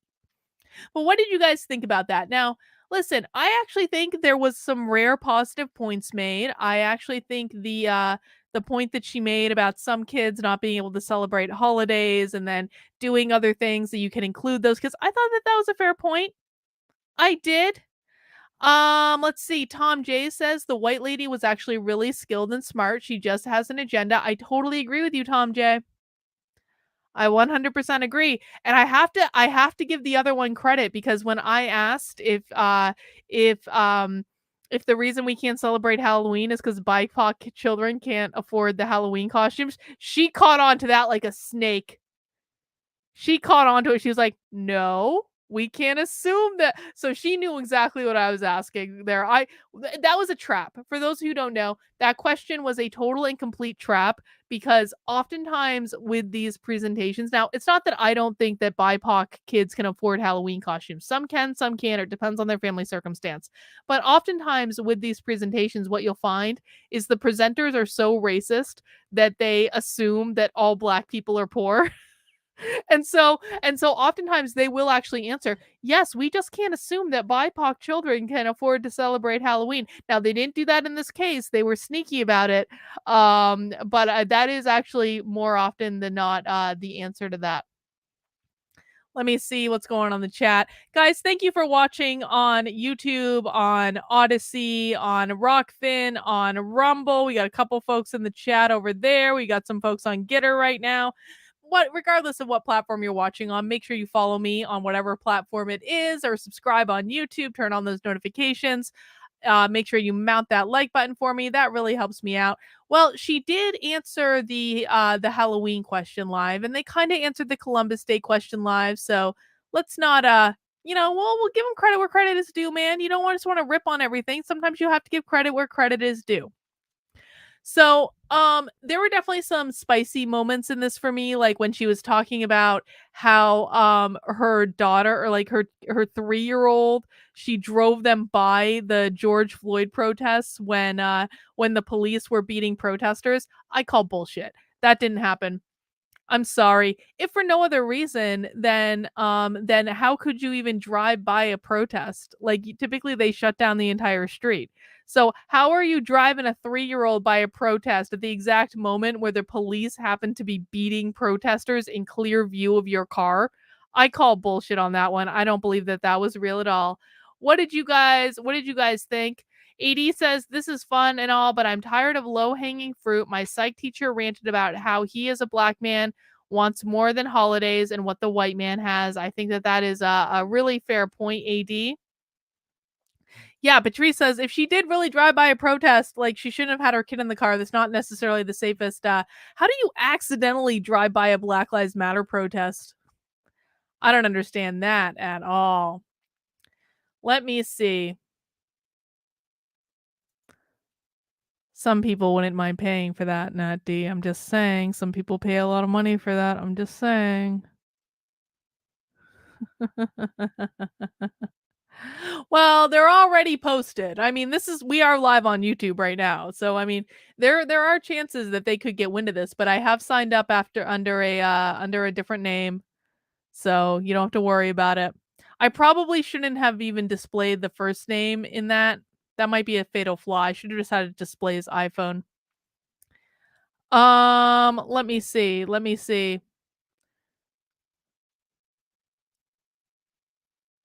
Let's see, guys. I'm just scrolling in the chat right now to see what else you have to say.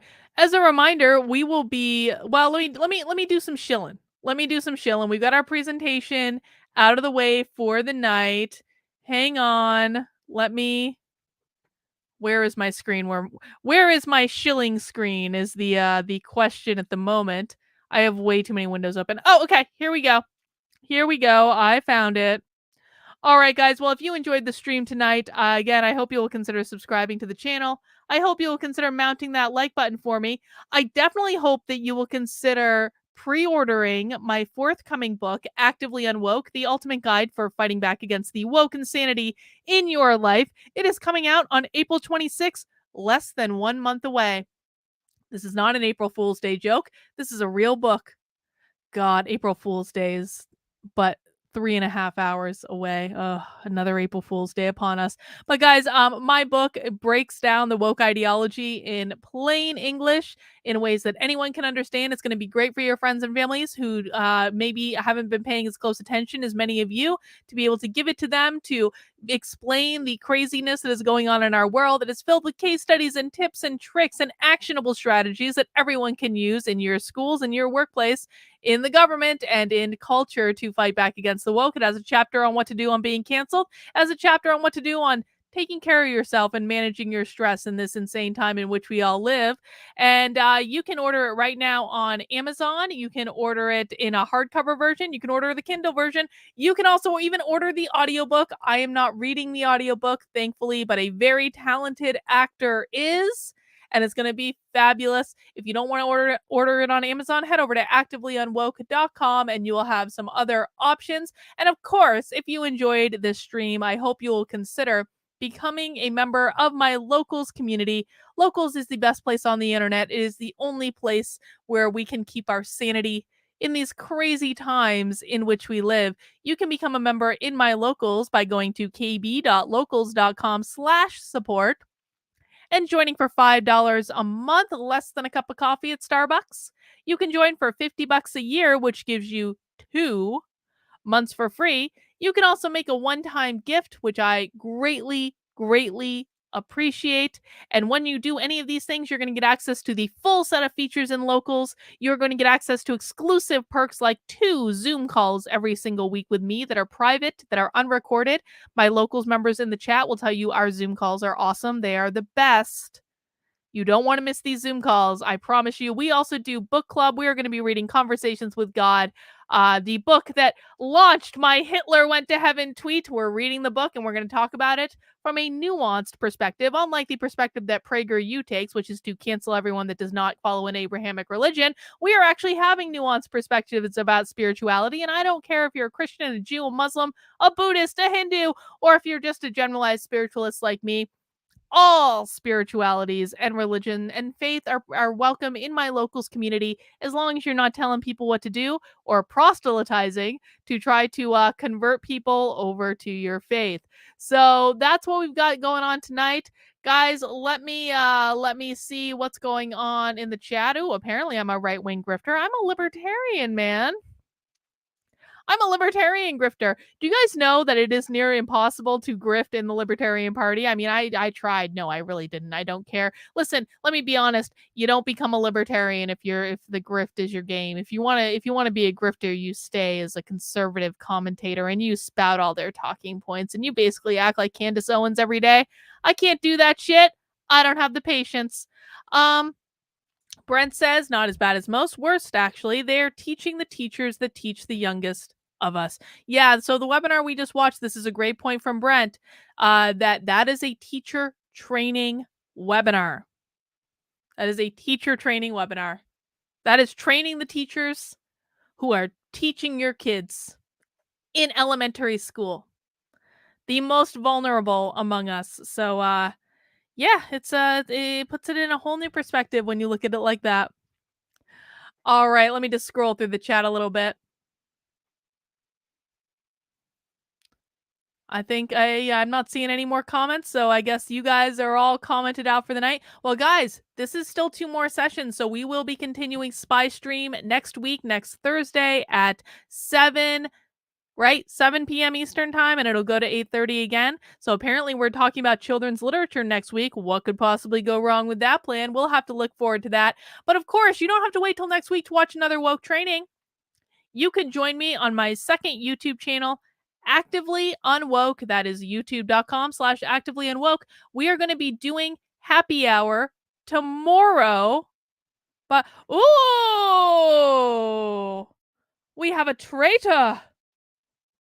A traitor among us. A traitor. Well, it is what it is. It is what it is. This is the danger when you play around on YouTube. Now, I suspect this person's not really telling the truth. That's my hunch about it. Because unless this person was watching the entire time, they have no idea what we are even streaming in the first place. So, if I get kicked out of future webinars, I get kicked out of future webinars. That's all fine, well, and good. I don't think I'm going to, because I use a fake name when I signed up. All the more reason to have as many burner accounts as possible. But you can come to happy hour tomorrow at 5 p.m. on youtube.com/actively unwoke. And we will be watching a woke training, and I'll have some beer and we can commentate on it then. All right, guys. Yeah. Brent says, why would you care if why would they even care? Why would they even care? Oh, you're active Antifa and you're advertising it on YouTube. You're so full of shit. Honey. Oh, bless your heart. Bless your heart, sweetheart. You're not active Antifa at all. You are a little leftist that's living in their mother's basement. No hope of a job in sight, probably 400, 500 pounds, something like that, because you guys accept all bodies, right? That's probably what you are, dude. So if they have nothing to hide, then they really shouldn't care if we're streaming it live on the internet, but we'll see how that goes. All right, guys, I'm going to take off for the night and go hang out with Victor for a little bit. But take care, and we'll see some of you tomorrow for happy hour. And, oh, you're recording me? Oh, honey, I'm live on the internet right now. Oh, no. Where were you the entire session, alleged Antifa? Guys, take care. Have a good night. We'll see you soon.